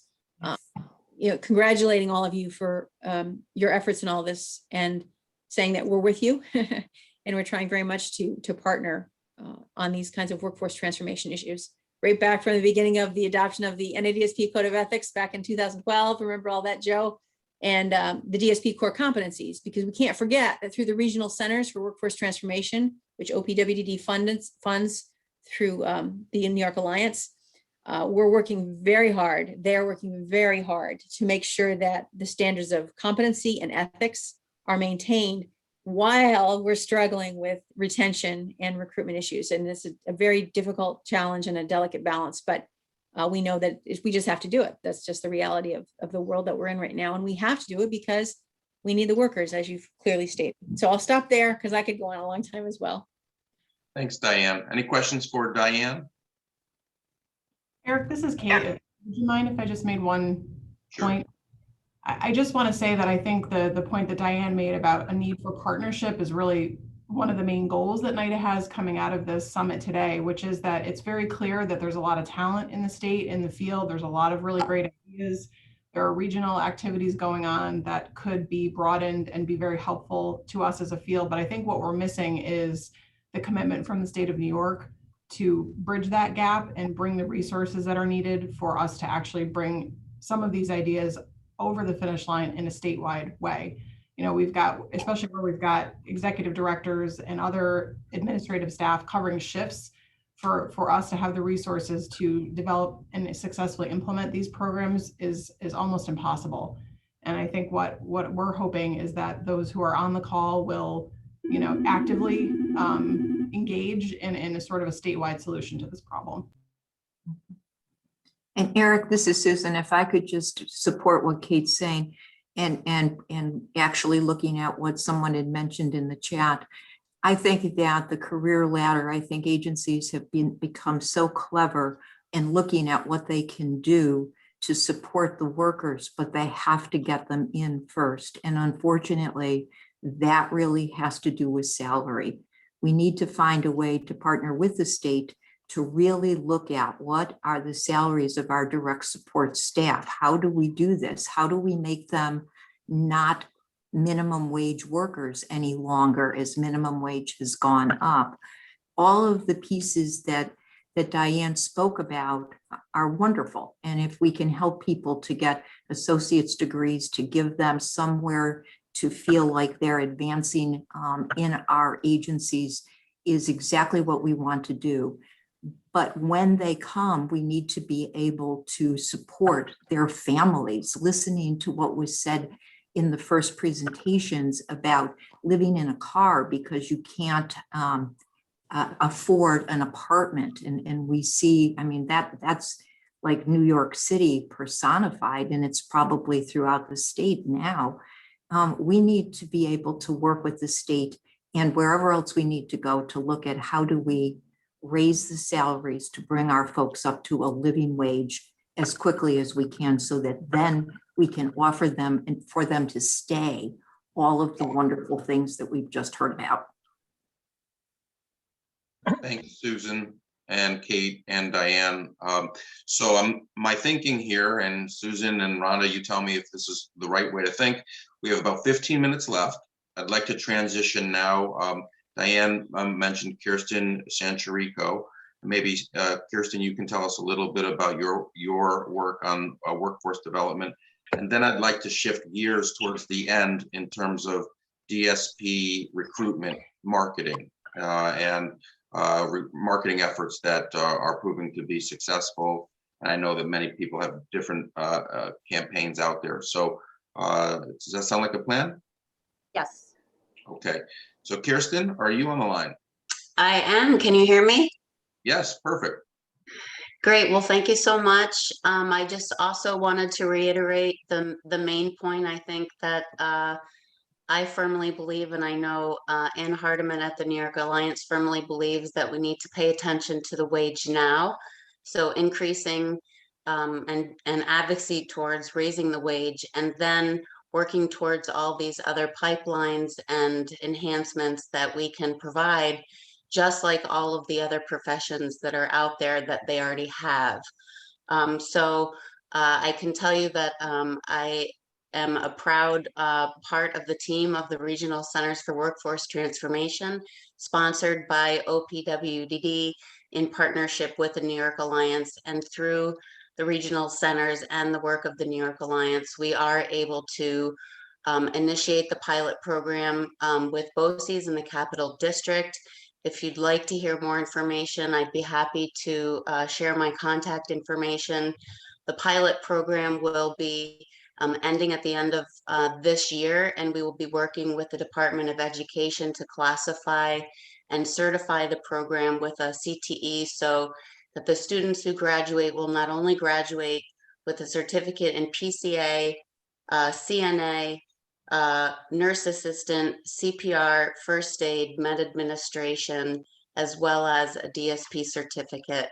As mentioned, we're developing a credential certificate through NYDA, a professional credentialing association that helps create a validated test. We're looking for providers to help us pilot this test so that those students in the high school program can graduate with a high school diploma. That's the only intention for the assessment, just to get us up to the level of all the other certificate programs. In addition, the regional centers has taken a statewide approach during COVID to support providers with anything and everything that they need. So training, we are also building an online management system for the mandated trainings for DSPs that should be available shortly with a small pilot group. Also research that we're collecting with SUNY Albany, and lots of other training opportunities and partnerships. And so reiterating that the Regional Centers for Workforce Transformation is all about partnership and collaboration. And we believe firmly that the providers already have the answers and the solutions, and that we just need to highlight those great initiatives and the staff that are working within those agencies while we advocate for an increased wage now. Thank you for your time, and I'll turn it over to Eric. If you have any questions, please feel free to reach out to me. Okay, thank you very much. So now let's switch gears one more time and shift our attention to recruitment efforts. And I know many of you have different campaigns already underway. So I figured to start this conversation, I would call on my friend Shaloni Winston, who's the CEO of our Lexington chapter of the ARC New York. And Shaloni can tell us a little bit about the DSP recruitment initiative she has underway. Shaloni, are you on the line? Yes, I am. Thank you, Eric. So before I do that, I just want to comment that I was optimistic hearing Diane's comments. We had a group from the ARC look at all the SUNY system, the CUNY system, the BOCES, and other things, veterans and immigrations, to see how we can develop better with our pipeline. And there's no consistency anywhere. So, and you have to talk with many different people, and we actually were frustrated and dropped it and just gave each of our chapters a toolkit so they can do that with their SUNY system or their BOCES, as opposed to, it would be really helpful if there was a statewide initiative that did that. As an example, the program that Kirk does with DOL and Schenectady Community College, we do that as well. And it had to be very individually negotiated and partnered with. We had a few people graduate. I'm very proud of them with 36 credit hours. And our college gave them 18 credits for the work that they do as a DSP. So it'd be nice to be able to take programs like that and have it in place for all SUNY colleges. But in terms of marketing, we all do a tremendous amount of marketing. And the reason Eric asked me to talk about it is because I've been involved for the past year or so with a group from the ARC New York looking at how we can do better marketing to get applications. As you all know, our applications have pretty much died. Okay, so the group has done a considerable amount of research. They acted like they were a potential new applicant. How does one find out about a DSP? How does one learn about the job? How does one go find a job? If I was moving, where would I go? What would I do? And they did focus groups with DSPs, both new DSPs and veteran DSPs. How did they learn? What is about the job? You know, what keeps them here? based on all of that, essentially what we came up with is that there are two types of messages that are out there in general. There's exceptions, but in general, the first not so positive message is that the job is low paid and very difficult. And obviously that's not appealing. The second message, which is appealing, is it's a very meaningful and rewarding job. While that's very appealing, the difficulty with that is that many jobs are meaningful and rewarding. There are lots of caregiving jobs. I even see insurance companies have ads that say you make a difference in people's lives. So what our group did is really look at, and Kirk touched upon that, and came up with what we call our theme to be Grow With Us. So what's in it for you? Come to us and grow with us. Not necessarily grow up, but you can grow upwards, you can go laterally. It's a grow with us, both professionally in terms of your career, but also personally, because what we do and what you do here will help you grow as a person.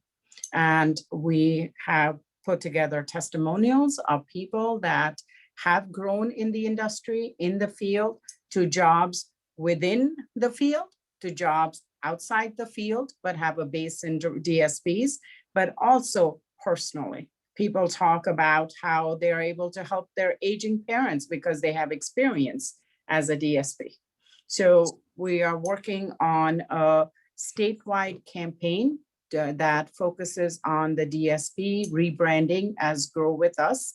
And we're looking to do a statewide, take a day and have a statewide job fair to launch the campaign. I want to share a small example of how we talked a lot about the high school students and BOCES and all of that, but I want to share with you how a program like that should be considered marketing. So a number of our chapters are hiring now high school students. They're essentially sort of paid internships. Some chapters call them junior DSPs. In my chapter, we call them human service interns. We started this in June of 2019. There were two reasons to start it. One was, the primary reason was nobody's talking about a DSP job in a high school. So we wanted to make sure that we were out in the high schools with a positive message about being a DSP. So we thought the best way we could do that is offer them internships. So these are paid internships. They pay minimum wage. They work in a supervised, supportive environment in all of our houses. The work that they do is really, our staffing is so tight that interactions and social interactions get lost. So these young people, what they do is they would play games with people, they do the social interactions, they do chores with them. So it's a very nice relationship that they develop while they're helping with the staffing crisis. Since the summer of 2019, we've hired 70 people with very minimal turnover until they graduate. The most wonderful news out of that is about 50% of them at the age of 18 converted to DSP roles. But where I tie it to marketing is that the high schools are very welcoming of us to come in and talk to them because they are looking for these kinds of opportunities for their students. We provide a referral stipend to the students that we have, the human service interns. So they are talking positively, trying to recruit their friends. And that becomes a marketing effort, which has panned out for us. So I do think what I would leave with is that it would be very helpful to take schools and colleges and bring them into a statewide campaign that creates that pipeline as opposed to each of us doing our thing.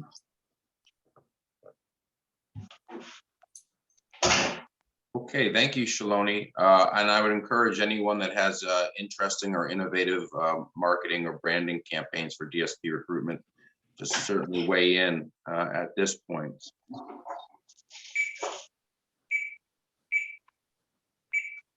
Okay. All right.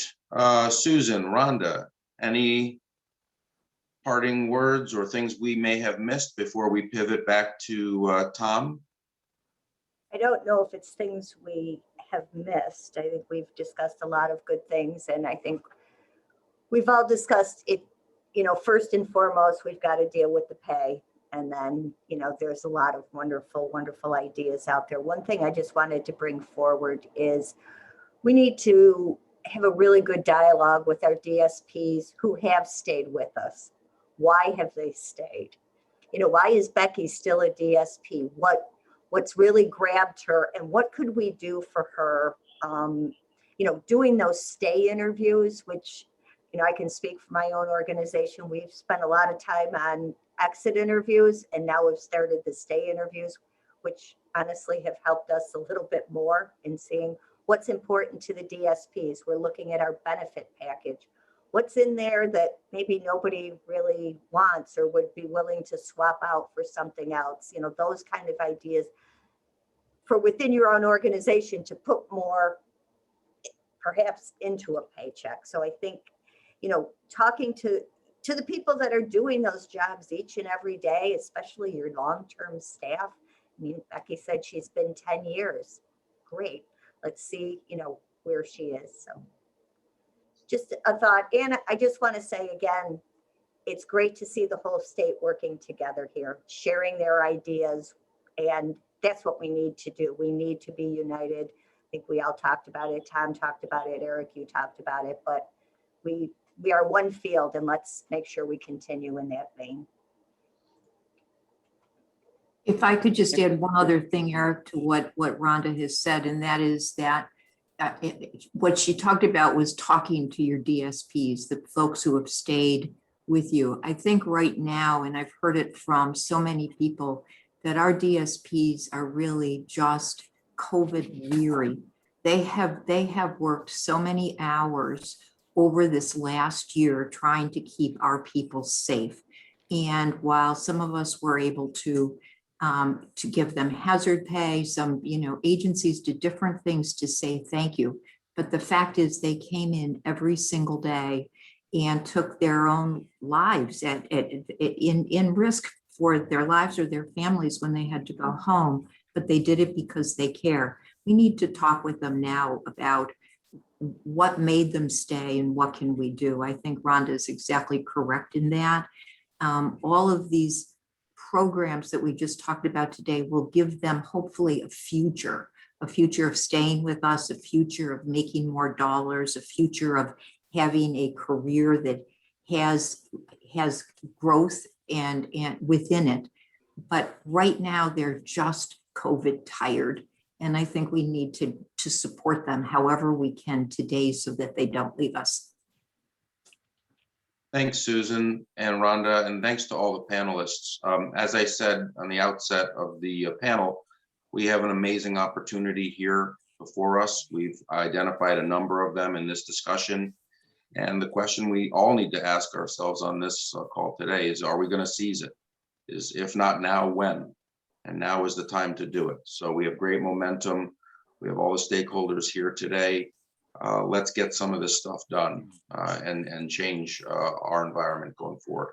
With that, I'm going to turn it back to our MC, Tom, who will take us on to the next sections of the presentation today.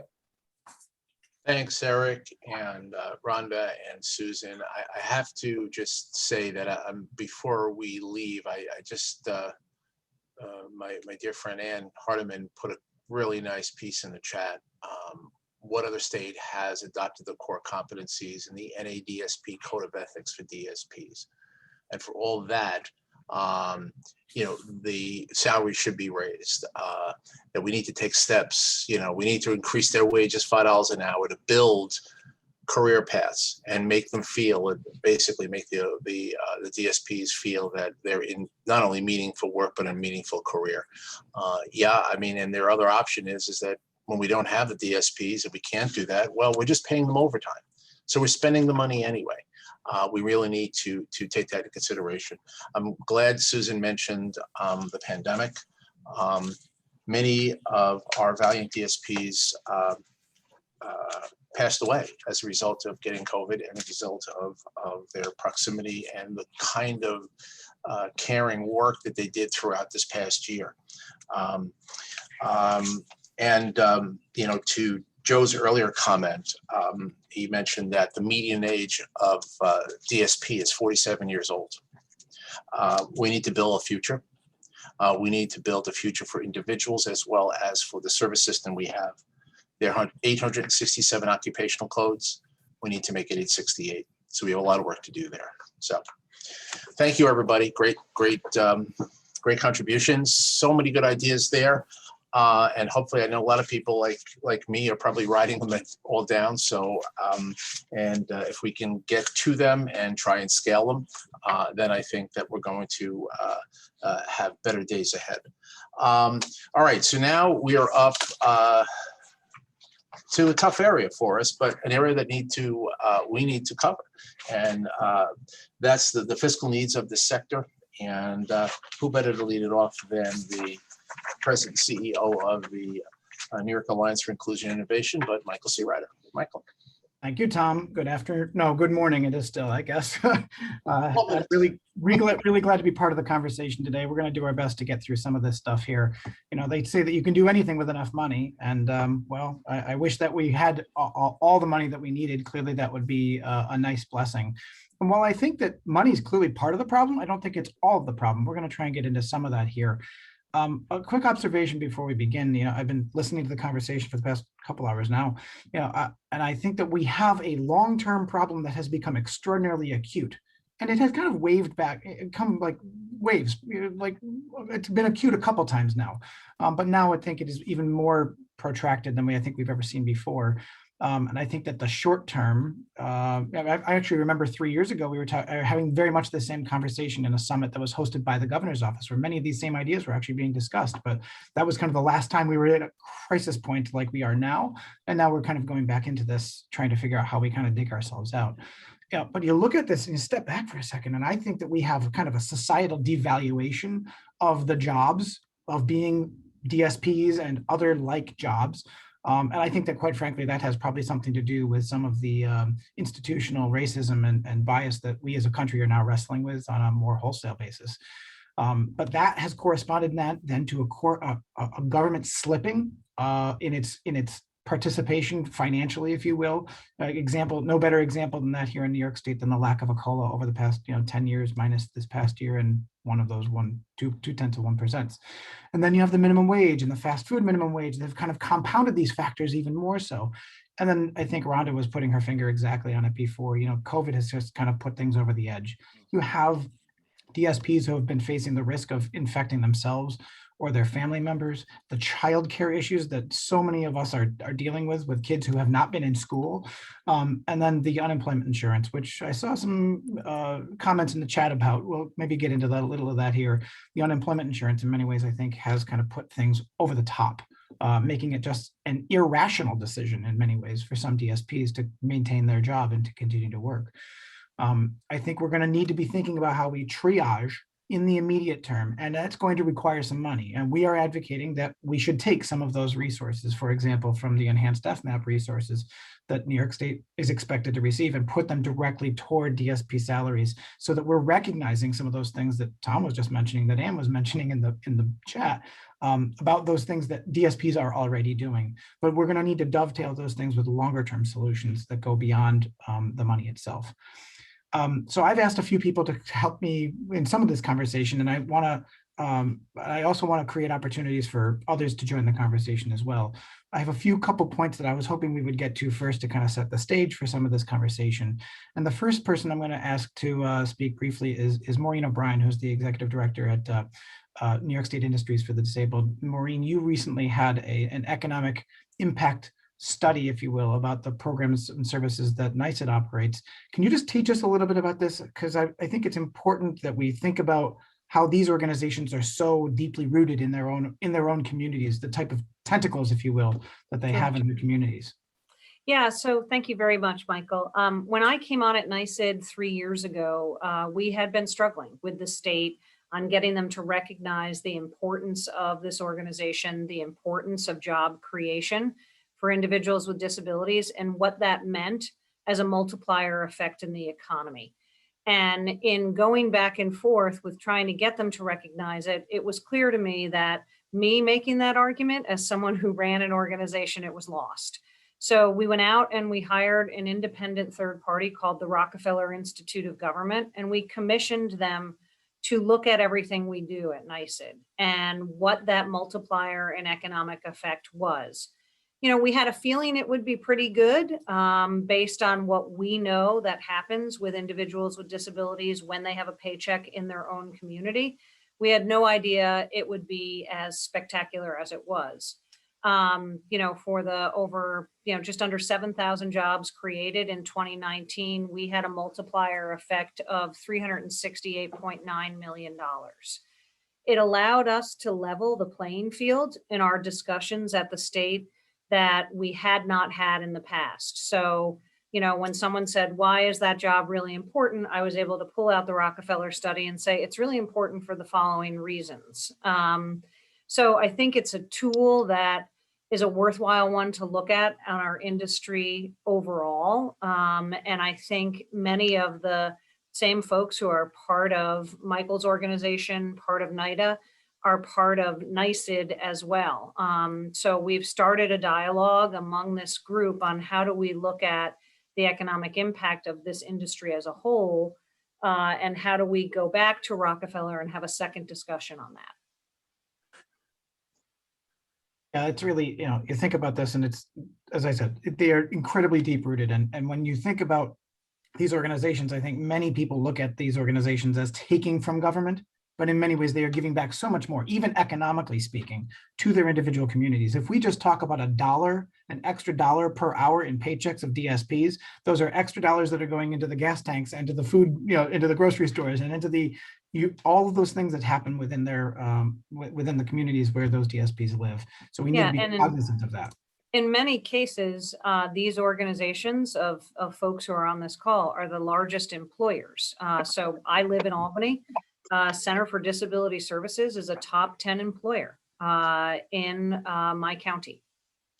So when we go and we talk about the investments they've made, not only in jobs, but in buildings, in wages, and caring for people that allow other people to then go to work, there is a multiplier effect. So, you know, I don't know, Michael, do you want to talk at all about what we're, you know, some of the stuff we're working on now? Why don't you go ahead? All right. So we have contracted with Rockefeller for a follow-up to the 2019 study where we would look at all of the agencies that we work with and their economic impact on everything, not just what they do in workforce development and not just what they do with jobs created through NYSID contracts. You know, I think Michael's organization as well as NYDA believe that this will be something that would allow us to have a further discussion on why all of our organizations are so important and why the jobs being created there are so important. That's exactly right. Ann Hardiman, are you there? Because I know that you were involved in the previous economic study of the entire sector, but that was what, how long ago?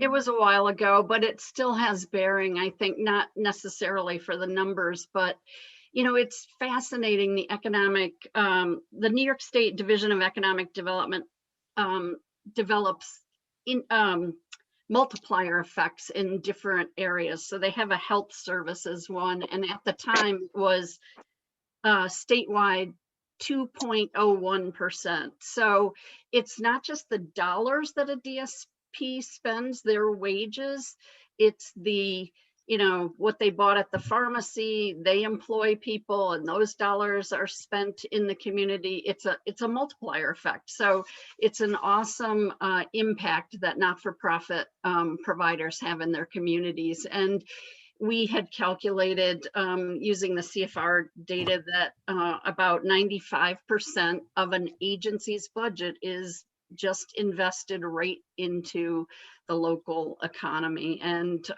that's just an incredible number when you kind of multiply it out times that 2%. So, you know, the the DSP is generally spending everything they got, and it's going into the community. So anyway, I won't belabor it, but it's a really important factor in how important DSPs Exactly. and agencies are.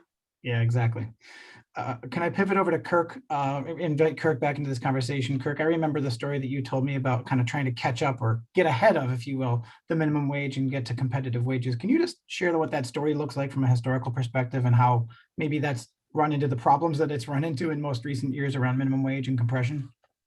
Sure. Yeah. And this is, it was touched on earlier, I think, by Mindy, but so several years ago, we had a concerted effort to get our residential base pay and our day services base pay to a rate that we thought would help us address, as you mentioned, the fluctuating problem we had with vacancies, trying to be more competitive and trying to get the workers we needed. So in 2005, 2006, we had a campaign. We did a number of different things. We got our starting pay to $9 and $10 per hour for the 9 for day staff and 10 for residential staff.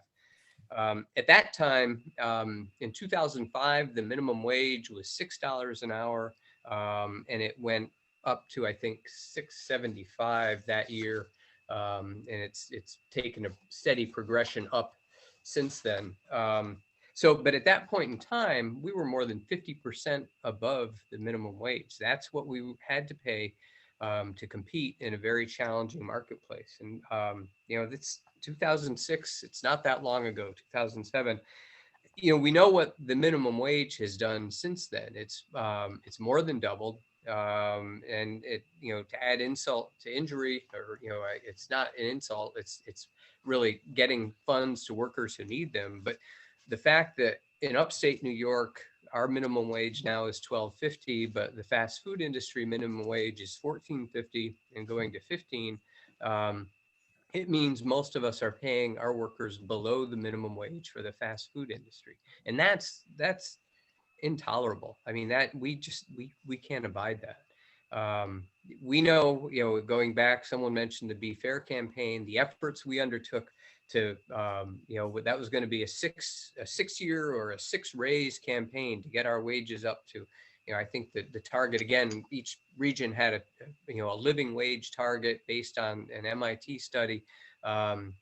We got some of that, but again, it's been rapidly eclipsed by the increases in the minimum wage, which they affect, obviously we can't raise our prices like the fast food places can. We don't have the signs out on the doors, on the roadside that say you can, work at a car wash and get $14 an hour plus tips. So we have, as a result of and I think Senator Mannion said it right at the beginning, we're seeing the results of a lack of investment in a system. 2006, 2007, there was recognition of where our workers were, and there was pay and rates that could support workers at the rates that they needed to be paid.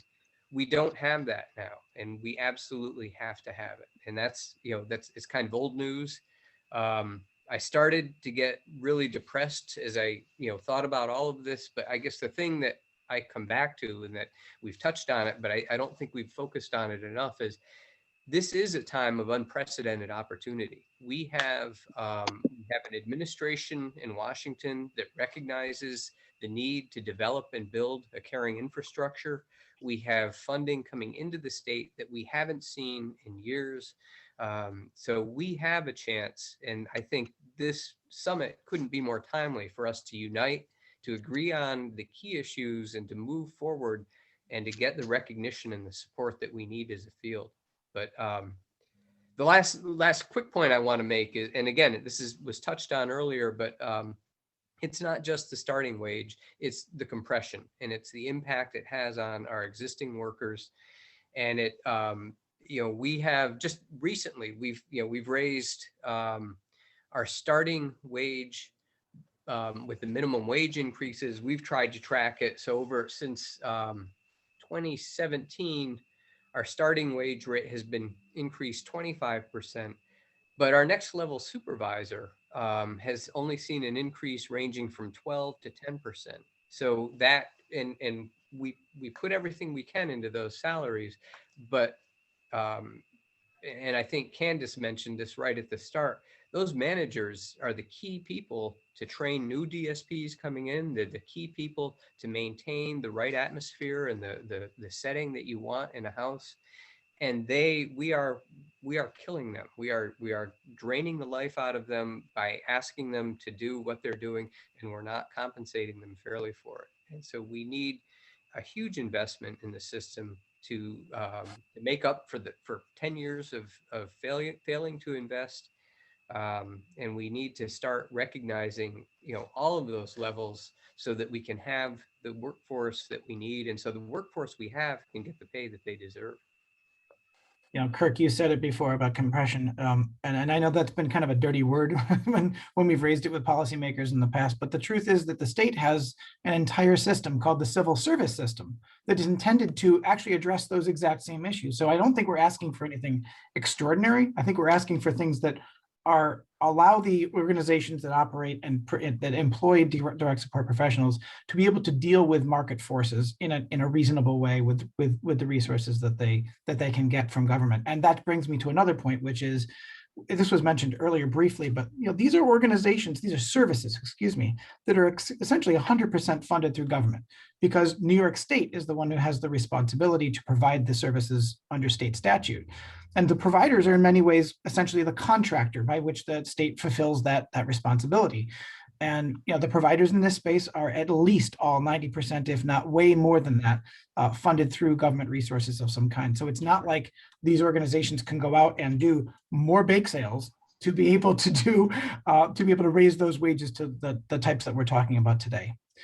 I want to shift. Mike, could I just one final comment on that? And I was at a New York Alliance conference several years ago where, as you say, compression was brought up, and compression was responded to by one of the DOB officials as, we can't go near that. We're not going to address it. We're not going to touch it.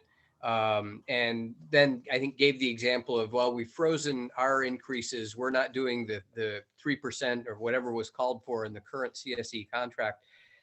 But as you say, even when they freeze those increases, they don't freeze the step increases that are built into the civil service system. So, and I sometimes feel like they forget that we don't have that. We aren't able to build a step system where we can guarantee a percentage increase every year that you hit that anniversary date. But that is something that every state worker has built into their pay scale. And so even when that negotiated salary increase doesn't come through, they're still getting increases on an annual basis. Not to mention, and it's been in the chat, a higher starting pay to start with for the same work. Exactly. So it is a critical issue. Let me pivot a little bit over to Dan Brown. Mike Alvaro mentioned in his introduction some of the job functions that DSPs perform in the slides. Dan, you did a really interesting kind of look at this for your own organization. Can you tell us about that quickly? Absolutely. I want to start a little bit of sort of wrapping around it. There's a crisis in the community. The capacity to expand community services is being adversely affected by understaffing. Does that sound familiar to our conversation? Believe it or not, that was written in 1989 by Michael Small through the National Association of State Mental Retardation Program Directors. Thankfully, language has changed after 33 years, but the staffing crisis has not changed. For many years now, we've been advocating for a living wage, but what I would suggest that this is a very important first step only. What we really need to do is be advocating for a wage for DSPs that is commensurate with the responsibilities of the job, the DSP job. And that's what Michael was talking about, the different roles. So I asked my HR team to take a look at the job description of a DSP and list out all the roles that are in there. So teacher, cook, LPN, bookkeeper, tech support, advocate, and those are just to name a few.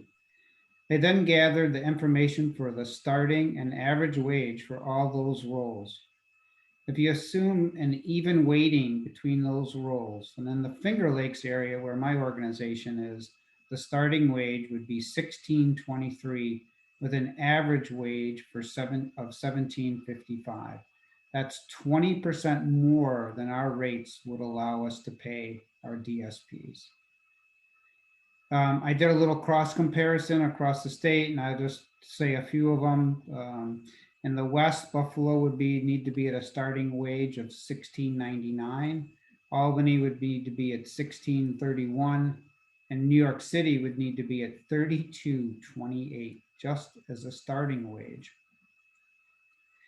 We need as my friend Chris Luizzo said, we don't just have a DSP workforce crisis, we have a chronic DSP workforce shortage. We need short and long-term solutions, as Senator Mannion kindly pointed out, and the long-term solutions need to incorporate a change in how we support people with disabilities. If the only tool we have to support people with disabilities is DSP hours, we will never solve the chronic DSP workforce shortage. We need a system that supports other ways to support people with disabilities. Otherwise, this chronic shortage will never end. And for any of those that would like, I'll post in the chat a link that'll pull up the spreadsheet that we use with the information on the wages if you want to take a look at that relative to your own geographical area. Dan raises a really interesting thing that we need to kind of come back and circle around on, which is the design of rates. And if it's all based on DSP hours, I think we're not reflecting a changing world that we're moving into, especially a world that's going to incorporate technology into the way that we support people in much more significant ways. We need to have a real conversation about those structures going forward. And I think that's going to be a key piece about going forward, what the system transformed in the future is going to look like. I want to pivot over to Jim Moran from Care Design. Jim, you, in a previous role, in previous life, you were part of the Be Fair efforts, actually. And I remember really well some of the efforts that you did to try to help us understand what a living wage looked like at the time and move in that direction with the Be Fair campaign. Can you just kind of remind us, Sure. What is a living wage kind of looking like these days? Do you know? Sure. So hi, everybody. And it's really a pleasure to be here. And I just want to make a couple of opening comments, and I'm going to show you a couple of slides, but somebody had mentioned earlier about I think it might have been Eric Geiser had brought up the issue of, this is one issue that the field all really rallied around several years ago. And it was probably one of the first times that I remember, having been in the field for now 40 years. It's been a long time since we were able to get everybody on the same page on an issue.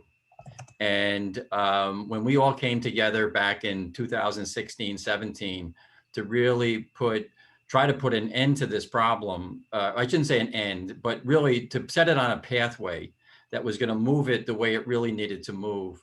I was blessed to be a part of that with many of you who are on this call today, this important call. And so I just wanted to kind of step back and just go over some of that information of where we were at the time. So I'm going to I'm not good at this, so hopefully my screen will come up. Where is it here? Here we go. Let's see here. There we go. So that's good. Does that look good? Yeah, that'll work. All right, I'm just trying to get it into presentation mode. There we go. So, sorry. So back in, so a living wage, when we first looked at this, at the time, there was a whole effort on a minimum wage. And quite honestly, people were confusing minimum wage with living wage. And with all the hype around raising minimum wage, everybody got confused, including the legislature, as to, oh, well, we're doing something about wages. We're passing, the governor's pushing for minimum wage increases, but that's not a living wage. And I just put up here what the basic definition of a living wage is. And it's really about the person an individual and their family being able to provide a decent standard of living without relying on government subsidies. And much work has been done in this area by MIT. In fact, they're the pronounced, entity who actually does periodic analysis around developing living wages. And similar to what Dan was just referring to a little while ago, they do detailed analysis down to the county level in every county of New York, and they do it in other states. So we kind of decided back then that this was really the area of focus, is not to talk about minimum wage, but to talk about a living wage for people. And this just gives you a little bit of a graphic as to what does that really mean? What is a living wage, and what does it use to cover for people? And this kind of just quickly shows you that. These slides will be available later that can be distributed. But I wanted to go back to what we actually did. So I think it was Kirk that referenced, it was a 6-year plan back in 2017. We had developed a financial analysis that was actually in the end reviewed by DOB, with us. And we were asking for 6 years, and it was going to cost about $90 million a year, gross dollars. And we wanted that over a 6-year period because we knew it would need to be a substantial investment. So that was roughly $540 million, of which it was going to cost the state half of that. And what we tried to do at that time, we tried to project out to 2023, which at the time, that would have been the end of the 6 years. At the time, the MIT had done a living wage analysis up through the year 2014. So it was a little bit dated. So we had to come forward, we used the Social Security increases that had been over the roughly a 5-year period, and used that to then bring the living wages forward into all the way up through 2023. And our goal was to bring, as you can see here, bring New York City, Long Island, Westchester up to salaries of $17.72 at the time, and everywhere else $15.54. We just kind of made it a broad, even though we know that wages vary across the various counties. That was the way we kind of approached it back then. So what did we actually get?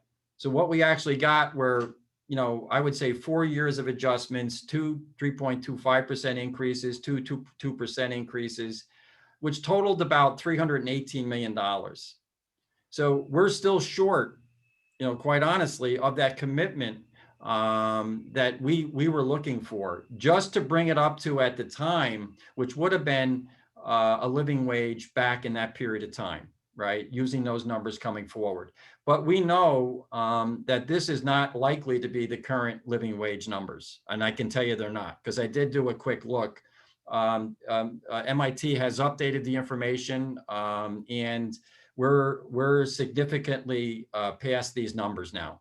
And in fact, that's I would suggest one of the outcomes of this would be to update that analysis, that we work together to do that, to identify what is the appropriate level we should try to strive towards, and create that investment going forward. And my suggestion here is that we use the FMAP fund, some portion of those dollars, as a down payment towards making this commitment, which ultimately is necessary. I mean, the numbers are staggering. When I heard Michael tell me last night, and I saw it here on the screen today, when he mentioned the vacancy factor being 24%. I thought he was confusing that with the turnover rate. And I said, are you vacancy? He goes, yeah, 1 out of 4 jobs are vacant. Back when we did this analysis, it was about 10%. And I think Mike had that slide up early on. It was about 10%.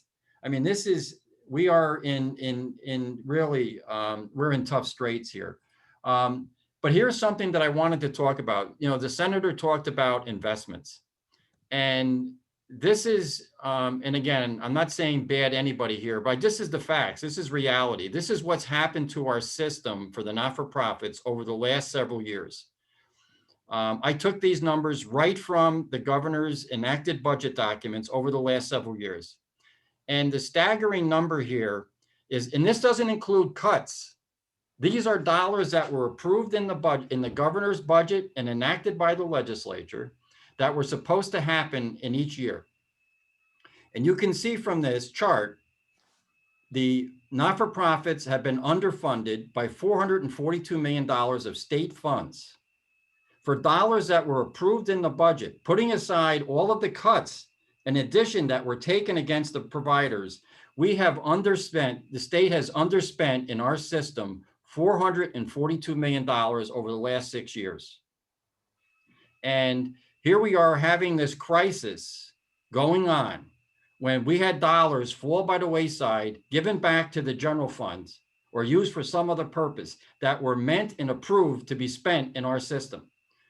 This is unfathomable and something that we cannot let continue to happen. We need the investments. We need to stop the cuts, number one, because a lot of these dollars that we were given were, on one hand, these raises were given, and on the other hand, cuts were taken against the system. We've got to stop the giveth over here and taketh away over there to pay for these things. This is an investment that needs to be made to our system. Another example of this, and I'll end on this, which is not good news, is that as part of the state budget, as part of the state's financial plan, they also have to do multi-year projections in the budget. And so they have to project out the next couple of state fiscal years. And I just wanted to highlight in what's happened since the 2021 budget was enacted, all the way up to the current budget that's been enacted. And the state's projections of spending for the not-for-profits, again, is showing a drop, right? Future year spending is showing a drop. That's not making the investments that are necessary in order to do the right thing to serve our population. So we have a lot of work ahead of us, and I'm very willing to provide my assistance to NYDA, and I'm sure other CCOs will also join in. This is a critical issue. I mean, our job is to develop and implement plans for individual life plans for individuals, but they can't get the services if the agencies don't have the staff to do the job and do it well. So anything we can do to support you in this effort, NYDA, and to individuals, families, the legislature, Senator Mannion, we're here to help in any way that we can. Thanks, Jim. And Mike Alvaro put his finger exactly on the issue in the chat. You know, what's key to this is that we actually have to make investments in the system. It can't be that OPWDD then has to go and manage whatever increase has been agreed to in the executive budget or in the past budget, that they have to manage that within their existing budget. We're talking about investing in the workforce. 80% of what we spend in these supports and services are on DSPs. It's about the workforce. It is the heart and soul. We need to start kind of putting our money where our mouth is, if you will. Kind of to start closing things out, I want to bring Ann back into this conversation because I know you've got tons to think about, tons to say about this, but I'm thinking about a credential. What does a credential look like and how we move forward on that? We need to make that increased wages. I don't think there's anybody arguing about that, at least, you know, thus far today. And also, what about turnover costs? You know, how do we start to maybe capture some of that? Do you want to jump in on a few of those points, Ann? Yeah, I've talked a little bit about the credential earlier and mentioned that there is a model that we worked on with OPWDD and exists, and there's a few agencies working it, but it's not something that is consistent among all provider agencies as an option with the built-in steps that would raise wages for people, for DSPs as they gain skills. And that credential is a combination of on-the-job competency. So the supervisor kind of looks and sees if a DSP is attaining the competencies, the core competencies, there's different ones of them, and sort of endorses that. The person can do some training, can go to a college of direct support, Relias, other ways that agencies are training. So they get some on-the-job competency-based skills credit. And then there could be some coursework at colleges that others talked about. It was sort of it's called a hybrid model with some college courses that could be applied, some of that competency-based training, and then kind of move through a ladder that was created in this Gear Up. We called it Gear Up. And there were 3 levels with increases at each level. And that's what a credential is. And, you know, if someone were to administer this credential, like the KSAC in the OASIS program, you know, it would be a recognition that the DSP is a profession, is recognized for the skills and work that they do, and there'd be a pathway to raise wages as you gain skills and confidence. So that's kind of the essence of a credential. And as I said, there's some agencies working it in different ways and showing good outcomes, that the staff are more confident, they're better skilled, they're showing some outcomes with people with disabilities, and they're staying longer. So that kind of attention to the body of work of what a profession is that Joe talks about is kind of recognition. That's the credential. And there, as Senator Mannion said, there's a bill, a pilot bill out there. So it would be nice if that passed and we could get going on it. What else did you ask me?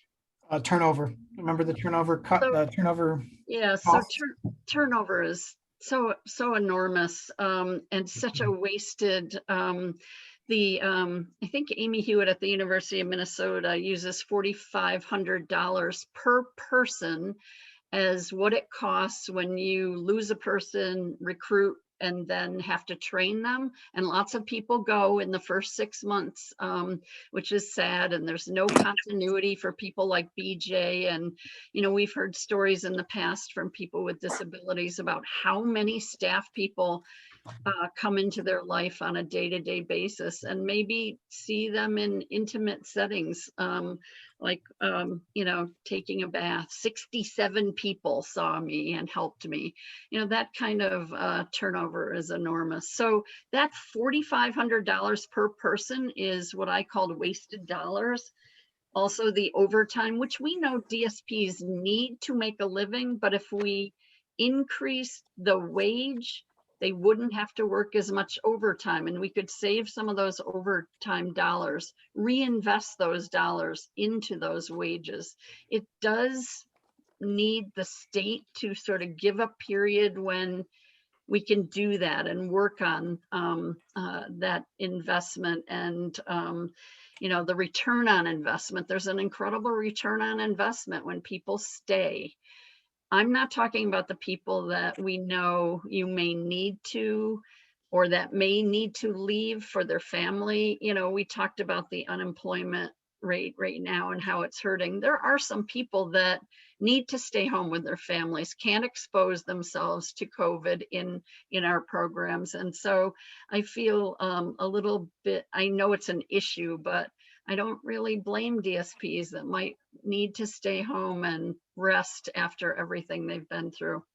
Anyway, is that what you asked me to address? Yes. I could go on and on, as you know, all know, I can, but there's no, that was great. That was exactly right on. And in our last minute or so here, I want to invite Al just to kind of comment. I mean, you've been teaching me about tax credits and how you might do them properly, but we've been having lots of conversation here. I'm sure you have a couple of thoughts that are in your head about this.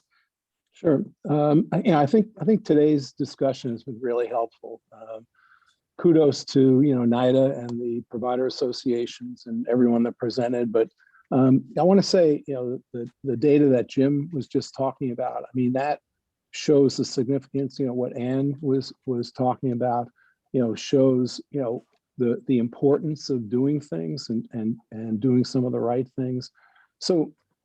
There was a discussion in the New York Times this morning about this notion of what they call the job quality index. I don't know if anyone saw that, but they were talking about various jobs and what's happening in the country right now. And what they pointed out was on that index, it shows about 60 different what they call low income, low wage jobs that they call low quality jobs from the quality index. And unfortunately, you look at that and about 5 of the jobs listed really talk about what DSPs do, like personal care services, individual family services, voc rehab, other personal services, and other residential care services. And those 5 classifications are in this whole, I guess what you call the pile of what they call low quality jobs. There are about 60 in that pile. And that's somewhat disconcerting. So, one of the things, that we've been talking about is, what can we do immediately? What can we do in the short term? What can we do in the long term? And I think that there are some things that we can still do. And I thought what, Joe talked about, talking about, job classification on the federal level is extremely important.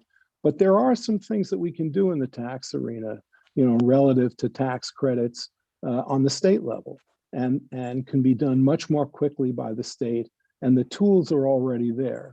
So again, looking at this issue of if the average U.S. household income is $73,000, and you look at what the wages in our field produce on average in New York State, we're at about 1/3 of that number, which is really, really scary. I mean, we're talking about relatively close to the poverty index. And one of the things that the state has used over the years, working generally in conjunction with the federal government, but also just on the state level, is the use of the tax credit. And particularly when it comes to the personal income tax credit, it's been done as what we call a refundable tax credit, which means that regardless of how much you pay in taxes, the refund covers what you're entitled to, so that the state will actually give you an amount back that's more than what you paid in taxes if you're eligible for a tax credit, and that tax credit is refundable. So, we've been talking about some numbers, figuring people, on average in the DSP world, not counting overtime and stuff like that, but on average work about 2,000 hours a week. So, there's a discussion about, a $2,000 tax credit at the very, very least, which would basically give people, another $1 an hour, which is not a lot to ask for, from the government as an immediate infusion to folks that are working in this field. And as we know, there's already precedent on the state tax level or the state level to use the CFR codes. They show up in legislation. So the state already uses that as a precedent. We have the 100, the 200, the 300 as identifiers for who would be eligible. And, so what I say is, this is important because it demonstrates that we're not invisible. It demonstrates that, DSPs shouldn't be invisible to the state. The significance of the work that they do is so important. I'm not going to reiterate what, people have been talking about, today, because, they're much more eloquent about stating it. But we can't allow this invisibility to sit out there at a time when we're in such a crisis. And the value of a refundable tax credit is something that is generally been accepted politically from both, the liberal and conservative side of the political spectrum. And it, we need to put pressure on highlighting our concerns and putting in place something like this, a refundable credit. The number is something we can all agree to. If we're talking about, a $2,000 or a $4,000 or, a number that can be done very easily through the tax code that shows the people that work in this field, the people who are DSPs and are hands-on in doing this important work are recognized by all elements of state government, and that need is there, and I think this is the time to do it. The state can do it, regardless of where the funding comes from. From a cash perspective, you do it through tax policy. It's very easy to carry out. It will require some technical assistance, technical assistance for our workforce to be able to understand what it means and what it how they can get the full value out of it. But I feel it's something that we should be looking at as part of the emergent response to this. Again, only one tool in a toolbox that we've been talking about today with a whole number of interesting and significant things. So, I'll stop there because I probably went over my 1 minute, right? Thanks, Al. That's great perspective on this. And, this is the part of the conversation we were focusing on fiscal things, but I want to close with two non-fiscal things, if you will. I think we do need to make some major investments, as was suggested before, down payments, if you will, toward DSPs. But much of what I think we're seeking here is going to be achieved through things that are not, we can't just buy, so to speak. And part of that is addressing what I think is, some of this underlying problem, underlying issue of institutional racism and bias here. But there's a couple free things that can be done there, if you will. We can focus on what Joe suggested we start focusing on, the standard occupational code. We don't need money to do it. Maybe there's a tiny bit of money at the federal level and at the state level, but we're talking about minuscule amounts.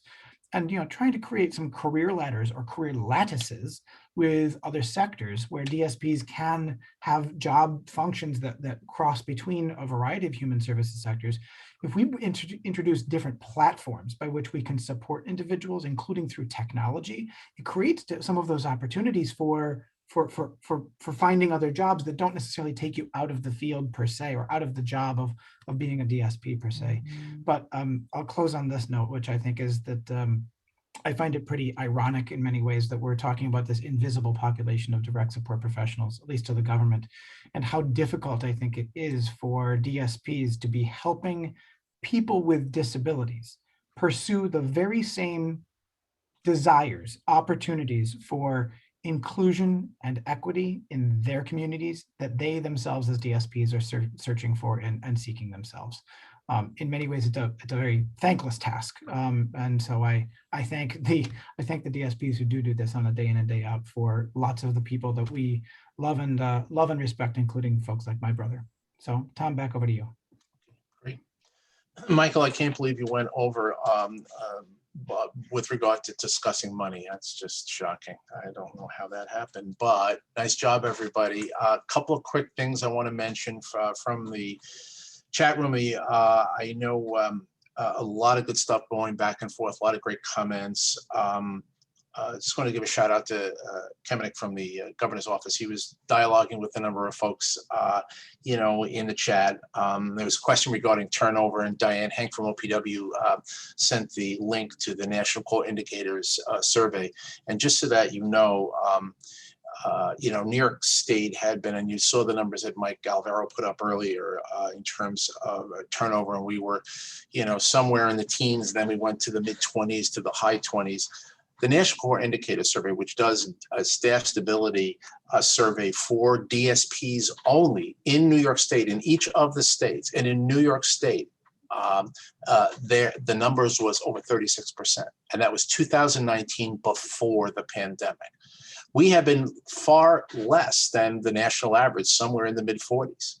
Then we just rolled right back up to 36% in 2019. The trend was going this way for many years, and the pandemic has just put us over the edge. I just want to say, Jim's slides on New York State's shrinking investment in our sector is just staggering. And thanks, Jim, for putting that together. And we see all of that, and still the 5-1 cuts are still there to take away money from the field even further, and also hampering the abilities of family and agencies to work together when they want to visit their loved ones. Thanks to Maureen and Ann, who pulled out the economic value studies, economic multiplier effect that we see in communities when services, programs for people with intellectual developmental disabilities are in neighborhoods, and that money is spent there. We employ staff. They spend money in the local shops around the program that's there. They go rent properties. They go home. They pay taxes. So we take this money and we reinvest it back out in communities. It's not like the money goes goes nowhere, and we're not paying taxes. Of course we are. So these are the kinds of things we have to continue to remind everyone. With that, I think we're going to jump off of money and we're going to go to some other some other ideas that we think can help with some of the savings that organizations can achieve, and some more streamlined abilities to have services within our field. So I'm going to introduce Kate Jerian, who is this Chief Operating Officer and the General Counsel for the ARC of New York. Kate. I know we're late, by the way, folks, and if we have to go a few minutes over, that's what we'll do. This is all important stuff. So Kate, take it away. Okay, we'll do our best to get as close to a few minutes before 1 as we can. So thanks for the introduction. And I did post the names of our panelists in the chat box to save us some time with introducing people. But I think, speaking of free things that we can do, one of the things that's sort of been referenced throughout this day today is the amount of time that we spend on things that are not, really direct care, a lot of documentation, complying with various rules, and there are all good reasons for those. But I think what we wanted to focus on was making sure that those who are in attendance who don't already understand the impact of the regulatory environment and how that exacerbates our workforce crisis.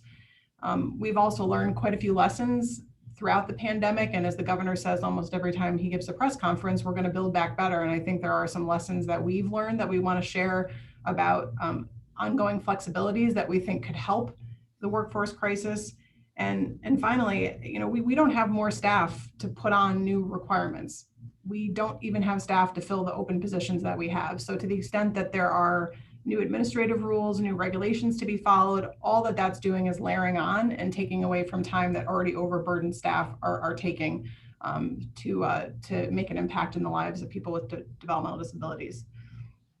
So with that, I want to turn it over to John Kemmer, who has been in the field for quite some time and has an interesting perspective on some past efforts for regulatory relief and some suggestions for what we could do going forward.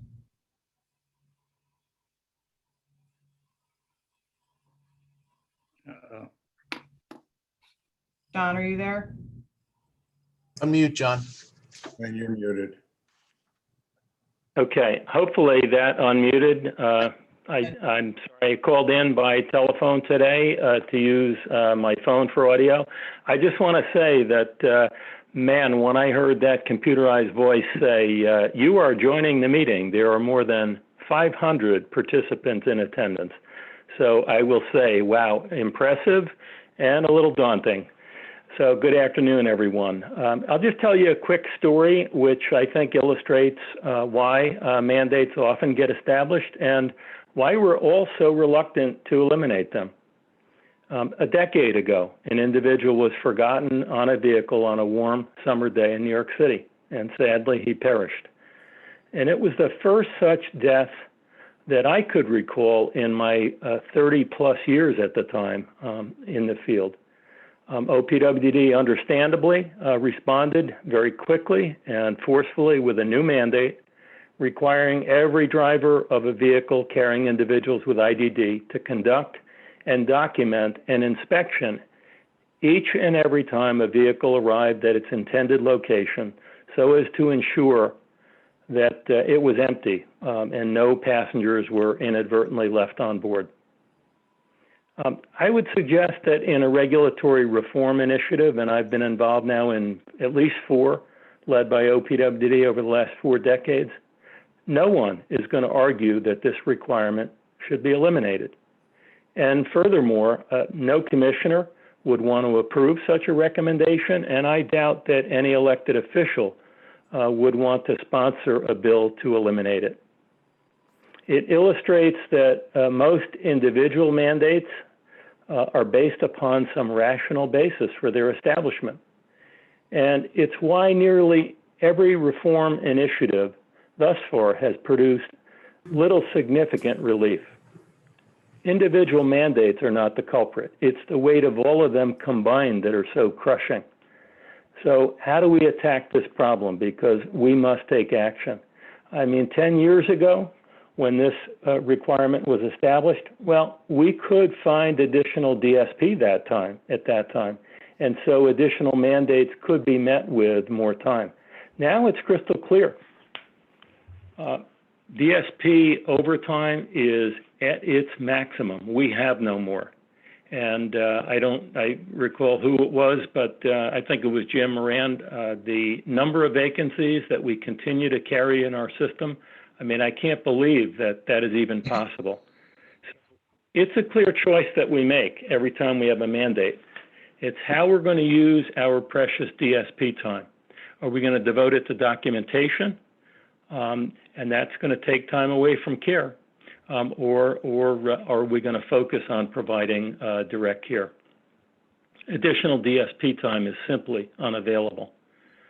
So with that dilemma facing us, I'll tell you that the only time when we produce significant results from a regulatory reform initiative is when OPWDD reformed its survey process. Now, that was way back in 1985. It was a time when the field was overregulated and there was over-enforcement, and the field was able to get a piece of legislation passed in both houses requiring reform of the survey process in order to focus solely on key or critical care indicators. In his veto message, the first governor, Cuomo, said, we don't need a law to require this. We can do this administratively. And OPWDD followed through. They commissioned a panel of providers and advocates to tackle the problem, which resulted in a complete overhaul of the survey process. Not a single regulation was eliminated. Most of what was in regulation at the time was labeled under what was called principles of compliance. These were these were not the critical care indicators. Those were termed standards of certification. And providers were trusted that they were in compliance with the principles of compliance. It was not the focus of survey activity. Again, the surveys were focused only on standards of certification. Now, right now, OPWDD is engaged in a similar initiative to reform its survey process, whereby providers with a good track record of compliance will be trusted to continue their good work, and survey activity for them will be reduced to a minimum. Providers that demonstrate they need more help in order to achieve acceptable compliance will receive additional attention. So we urge OPWDD to do their best work in this redesign and to meet their October 1st target date for implementation. And while I would suggest we continue to recommend to identify individual mandates that we can eliminate, it is the reform of the survey process itself, in my view, that is our best hope for any significant mandate relief. And with that, I think I am turning it over to my colleague, Richard Bosch from IAC. Thanks, John. John, yesterday you said something that stuck in my head and I wrote down immediately. It's like every minute you spend on documentation takes a minute away from direct service. And I think we got to go by that principle, and hopefully our government partners will go by that. So in addition to the money that we need to give our DSPs and other staff, we got to ask ourselves, what's chasing people away? I mean, our system was founded with a whole troop of idealistic young people out of college like yourself and I guess myself, who came in full steam ahead. We wanted to reform the system. So back in 1978, I was a case manager for the Willowbrook people, and we did everything. We did everything from advocating and coordinating the service and going out and finding doctors and psychiatrists and psychologists, working with the Board of Ed and State Ed, ensuring quality, anything that was needed for those people, we did. How much of my time then was spent on documentation? Maybe 5%. Ask Jim Moran and his CCO care managers how much time they're spending on paperwork now. So it's probably the reverse. It's probably 95% now. So I think that the care management system, case management system is a good example of what we don't want to do. So we go from an area where you have idealistic workers going out and advocating for people, very little paperwork involved, and then we turned into waiver service coordination, followed and joined by CMCM, comprehensive Medicaid case management. And then I was part of the effort, you probably were too, John, and then they consolidated that into Medicaid service coordination. And then on to the CCOs with care management. And what did paperwork do? It only got more and more intensive of documentation. The critical point was when OMIG showed up. And OMIG was created to dig out Medicaid fraud. How much Medicaid fraud was found in the OMRDD or OPW system? Hardly any. And they were just after the easy pickings, the low hanging fruit. And you remember the original OMIG audits were just disallowing the most minor pieces. And so everything became about what can we disallow? What kind of documentation do we need? And we've been, like John I was involved in multiple efforts to reduce paperwork. One from 2013 was paperwork shedding. The title of the paper was Eliminating the Great Paper Chase. So I think we need to really look into how to reduce that paperwork. Let Medicaid and OPW and DOH and OMIG auditors find a different way to measure quality in the system.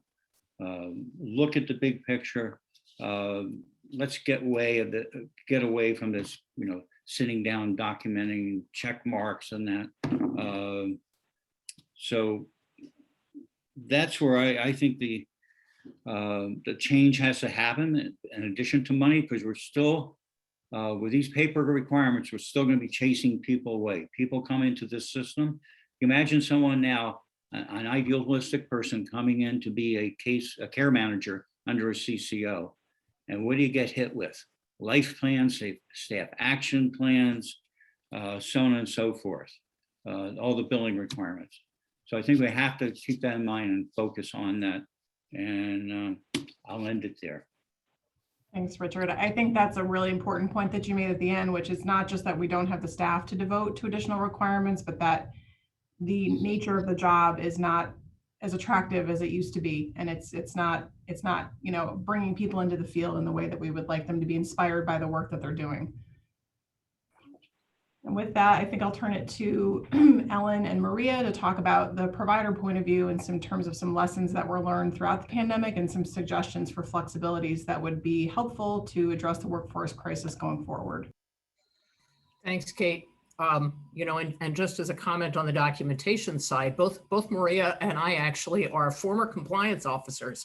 And one of the things that I always said to staff was, no one gets in this field to do documentation. That's not why any of us get in this field. And I think that piece has in fact gotten lost over the years. I think about what John says about cumulative impact on providers really crushing all of us. And it's very true that it is a cumulative effect. But I think that as all of us come out of this pandemic, there are, as Kirk said, opportunities to look at what changes were made, that were temporary, that we can look at making, in fact, permanent. As we look at different ways of providing service, we also need to look at ways to more efficiently hire and train people.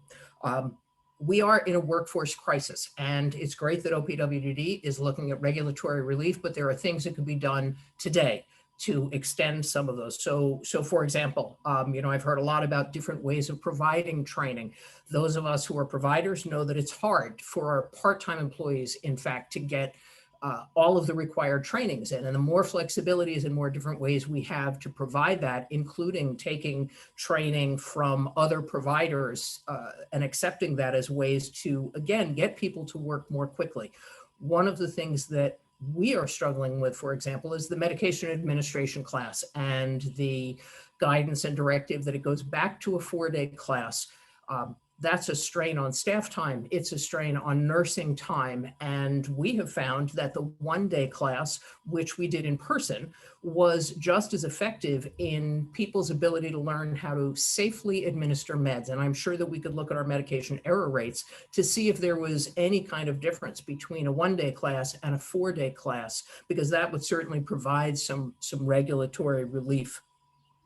I also think there's a need for review of outdated regulations. Regulations exist as a balance between safety and risk. As BJ said, they also stop people from living their full lives. There are regulations that are probably very outmoded with our current service delivery systems, for example, including the PPDs. I'm going to turn it over to Maria to talk about the background check issues that I think also prevent us from quickly getting people to work. And I think that's one of the immediate issues we face is people are looking at jobs in a variety of places and they can get hired tomorrow, but not in our field. Thank you so much, Ellen. And I would like to put my compliance hat on for one moment, just to, because I have the mic, say, I think in our advocacy efforts around this, we also need to advocate very strongly that 2020 and 2021 should be off the table for grabbacks, because we know that in 6 years, when something isn't going well, they're going to turn and look at this time and say, oh my gosh, the IDD field got so much money during this time and we're going to take it back. So we need to kind of break that cycle, and they've done it. There's precedence for this. When new programs are starting, the CCOs transition, there are periods of time that we don't look at because the field is in transition. So I just want to put a plug in for that idea.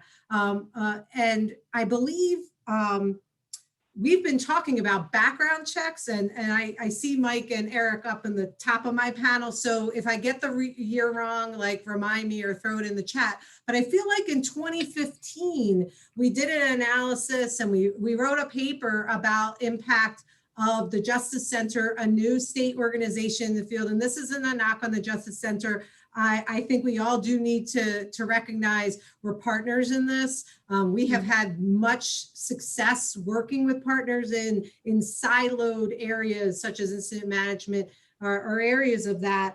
But back then we were talking about the SCR checks and the bottlenecks of background checks where we were losing employees because they're not going to wait. I was doing some research in a 2018 HR Sparkfire article, said that, 82% of employees expect to know how the hiring process is going to go. Expect to know, like, when am I, I'm filling out my application, I've got my interview, I'm in, when am I going to be in that job? When am I going to be working? And providers can't reliably provide that information because all of a sudden they get we're in the SCR check realm of the background checks, or we have to send them out for fingerprints because we're no longer allowed to do fingerprinting ourselves anymore, where you keep them in the door, you're getting them through, they leave, and sometimes they don't come back. And I get that we're not getting applications right now, but as we begin to pull levers that get applications flowing back in, if someone, and this new millennials, the generation before them, they're not going to wait. They'll wait 1 week, and if they don't hear from you, they're finding another job. And right now, it's a job seekers market. So that, I think, is something a lever that we can pull that's low-hanging fruit. And we can't accept the excuse that, well, it takes a change in legislation or change in regulation, and that's too daunting. We need to go a different path. There has to be a different way. Apparently in 1985, there was a different way to accomplish change. Why can't we do it in 2021? And with that, I will pass the ball either back to Ellen or to Kate. Thank you for your time and attention. Ellen, anything else to add? I know that this is very truncated. I'm sure each of these segments could be at least an hour worth of information, but anything you want to say in closing? No, I think we need to get on to some of the other topics. Okay, thanks, Ellen. All right, up next, speaking of the Justice Center, we're lucky to have Davin Robinson with us. And I think the Justice Center is not immune to the concerns of the field with regard to the workforce crisis. And I think they're going to share some information about how they've worked to address that and some lessons they've learned from the pandemic as well. Thank you, Kate. I hope everyone can hear me. Thumbs up if you can. Good. All right. There's my friend Tom. So, and thank you, Maria, for the plug about SCR checks. I would say, while we don't have direct control over that, we certainly would not be in opposition to any change in how that happens. We have a similar issue with our investigations having to do SCR checks for everyone, and it's very time consuming. And I think this is an opportune time to revisit it. We really appreciate this opportunity to hear from you. This morning's program has been really good. And I think it's discussions like this that has helped the Justice Center, we hope you agree, pivot and change some of its procedures over time. We continue to be very, very sensitive to the needs to decrease cycle time. We know the impact that has on the field. We've instituted things like the 3 business day review that allows us to get more information about classification early, so that if it becomes not an abuse neglect investigation, then the Justice Center is out of your hair. And that has helped us reduce the number of abuse and neglect things that would have been classified as abuse and neglect. We also, in January of this year, and we're seeing some really good numbers on this, I'm not sure how many of you are aware, but the Justice Center actually investigates a little less than half of all of the allegations of abuse and neglect that are reported to it. Most of those investigations are done by the provider agencies.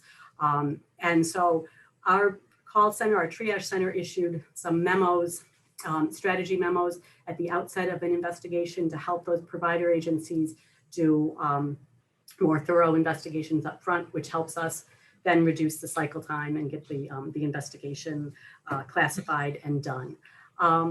We have also, during the pandemic, some of you may have noticed, like, we have used remote interviews.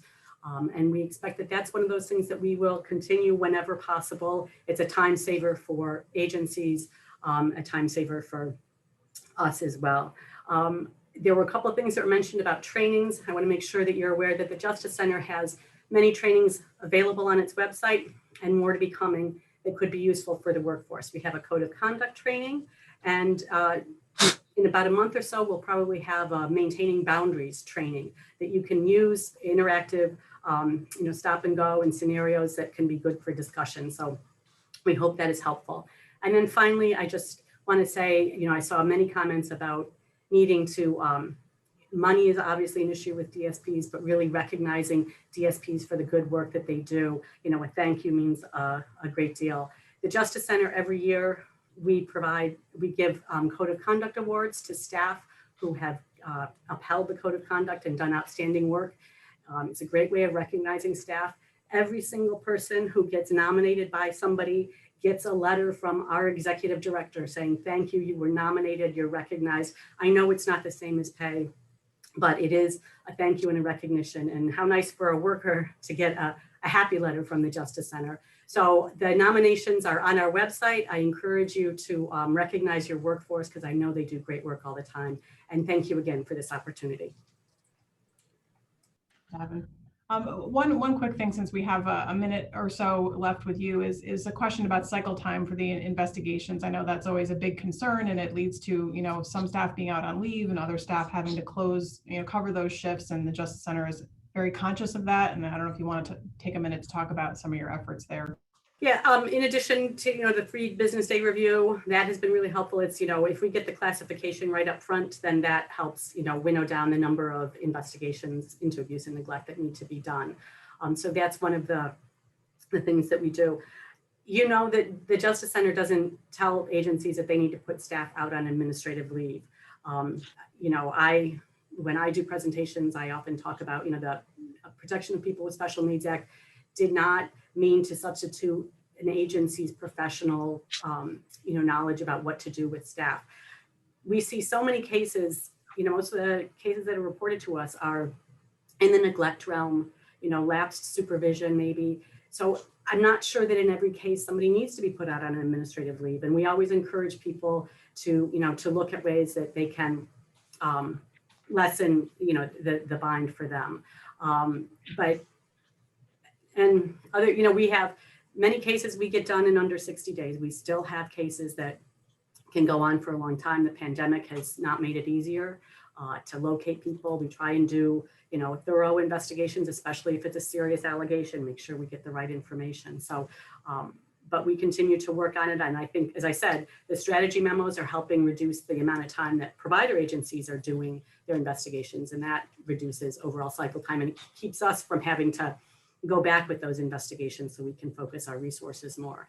And we've been flexing our resources to go to those areas where we're experiencing delays with some success. Thank you. That's helpful. All right, and just to close out our last couple minutes, Kathy is going to kind of discuss a little bit of our philosophical approach. Maybe that's different than what we've been doing, and an example or two of some current rules and how that impacts our ongoing crisis. Thanks, Kate, and thanks everyone. I'm glad to be here. Yeah, and I'll be brief. I know we're at time. We hope that our partners in government can take a look at a different perspective as new regulations and administrative actions are taken, and conduct an impact study on that particular regulation. Right now we're struggling with the supervision guidelines. I think many people on this call are familiar with the supervision guidelines, understanding that the group of people who thought of those guidelines really were a well-meaning group of people, however, didn't look at the impact to our field. Any regulation, and this has been said, any requirement, any guidance that takes any action of our direct support staff, any additional paperwork or coordination takes time away from what they're doing with people. We need to balance the safety and risk. So we do think that there is a lot of work we can do together in that area, especially with things that are happening right now. One of the things that we hope that can be done with regards to cross-agency, and we've heard about the background checks, SRC. We'd like to strongly recommend that anything to do with cross-agency initiatives that require cooperation across state agencies, that we take a very hard look at those requirements that could help us with efficiencies. Those efficiencies impact the services that we provide, they impact the health of our staff. If anyone is out there thinking that the guidance of the regulations, well, they're clinical in nature. Well, our clinicians are on the front line right now. Our clinicians are filling in for our direct support staff so that those direct support staff can get the much rested support and rest that they need, a much deserved support and rest that they need. And if anyone thinks that those administrative actions are just bogging down the administrative team, again, our administrative team is supporting our direct support professionals. So we do hope that all government partners, we can together take a look at, and as John said, really look at the survey process. Yes, we still believe that some individual regulations should be evaluated and revised. The overall impact of anything new that's happening should have a very, very close look before it's implemented with input from all stakeholders. So Kate, with that, I'll stop. I know that we're over time. I think as with many other people, this is a topic near and dear to my heart and could easily go on, but. Thanks, Kathy. I thank you to the panel, and Tom, I'll turn it back over to you. Tom, before you go, I just wanted to add one thing here. This one is one that I think is critically important, and I think it gets us back to where we started. When we think about the population as a whole in New York State and where we compete with other sectors, the reality is we do not have the population to support not only our work, the people through our workforce, but all of the other human services. It's a real definite limit to the number of people that are available. That's a reality. So when we talk about regulatory relief and regulatory reform, we really need to go back and think about even those things that John mentioned in the 80s, how do we change those? How do we change the work process? How do we change the demands? We didn't even touch on really today, leveraging technology. How do we allow for a higher level of risk through the use of technology to really grow the workforce or grow the ability of the workforce to support more people. That's a significant piece, but hand in hand with that, we're going to need a partnership with our state agencies to make sure that the regulatory relief goes along with that, to make sure we get the most out of the few workers that are going to be available. It's a scarce resource. And as we've mentioned today, they're the backbone of what we do. So how do we make the most use? How do we give them a life that's rewarding in the sense of their job is fulfilling and they get paid a sufficient wage so that they can carry out all that they need to do. So I think this regulatory reform one just brings us back to the reality is we don't have a lot of people out there, and we need to figure it out as best we can. And there's a lot of immediate things that were said. So Tom, I'll shut up. I think it's really important. This piece was very important, very critical part of the discussion. Yeah, excellent. I think everybody did a great job on this panel, as is so many. So my chore of the next couple of minutes is just to try and wrap up. I know we're a little bit over, but these discussions and these ideas and were essential to bring out today, to give people a sense as to the level of crisis we have. And some of the ideas, like so many, aren't brand new. I think it's revisiting some of them. I think, for example, updating the economic impact study, for example, that Maureen and Ann spoke about from Rockefeller Institute. We may want to take a look at that to demonstrate the value and worth, not only of the individuals we support and the staff that support them, but our presence out there as part of community life. The living wage calculator that Jim brought up was just so telling as to how far back down we are and how far we are continuing to lose in a profession that is noble, and in something that has not been valued by government or by the general society. And as FDR said, by living wage, he means I mean more than a bare subsistence level. I mean the wages of a decent living, and our staff deserve that. If you saw many of the great ideas and practices there, please, this is the kind of field where it is more about collaboration and less about competition. All good ideas need to get out there, and all best practices, if you can take them and scale them to your organization, please do so. We're going to work on the standard occupational classification, the SOC. Rhonda suggested NYDA does a work group. I think we're going to take a look at that for sure. We need to work with New York State government to help advocate for it on a federal level. We have a number of us have gone down to Washington and spoke to some of our congressional reps on establishing the SOC, and we will continue to do that. We'll work with Anchor. Obviously, they've been terrific on this, and it doesn't always seem to get the traction that it needs. And New York State has had a good congressional delegation, so we certainly have had some support here, but it's a little bigger lift once you get beyond that. We have a 507 plan coming. And each of us has the opportunity as individuals, as concerned citizens, as a stakeholder, regardless of where you sit or stand, to weigh in. They want to hear, OPW wants to hear, our ideas on innovative housing and innovative supports in the community. They want to hear about employment. They want to hear about self-direction. Well, there's none of those if the money to support the staff isn't there. We need them to concentrate and work directly on what we're going to do. I think, as one of the families wrote in the chat, New York State needs to find the money today to stem the crisis and to stabilize the system. I think we couldn't have said it any better than that. Data, we're going to continue to compile it. This is how we identify exactly what the crisis is. NYDA will be releasing the surveys that Mike was referring to. We're going to put it out for public release as well. We have to not only tell people what we do, we got to tell people how in trouble we are so that people will listen, more than just Senator Mannion and a few others that we need to gather. We're going to look to possibly do a white paper based upon some of the great stuff we heard today, and as far as what NYDA believes needs to happen in this field in order to help turn it around. Again, I think some of the great comments were terrific, and it comes back to money. As I said in the beginning, it is not just money, but it is certainly the thing we need the most right now. It's great to recognize the salary disparity. but a 2% COLA, or even as great as it is, a bridge to an associate degree is not going to solve our problem here. We need to have that commitment and investment for government now and going forward on a regular basis.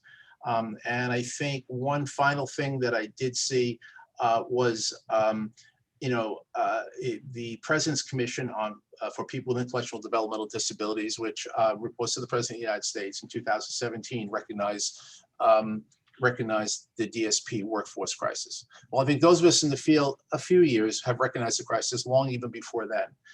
But it also said without courageous leadership, the industry is threatened. Well, without courageous leadership, the industry is doomed. And we need to take the leadership now. And we as NYDA and as all the provider association providers, in partnership with you, our families, you, our self-advocates, and all stakeholders, to make this feel right, to sustain it for the long run, because that's why we're here. And with that, folks, unless you guys have anything else, any final words? That's not the case. Be safe, be well. We're going to be back to you in the near future. Thanks. Thanks, everybody. Thanks. Thank you so much.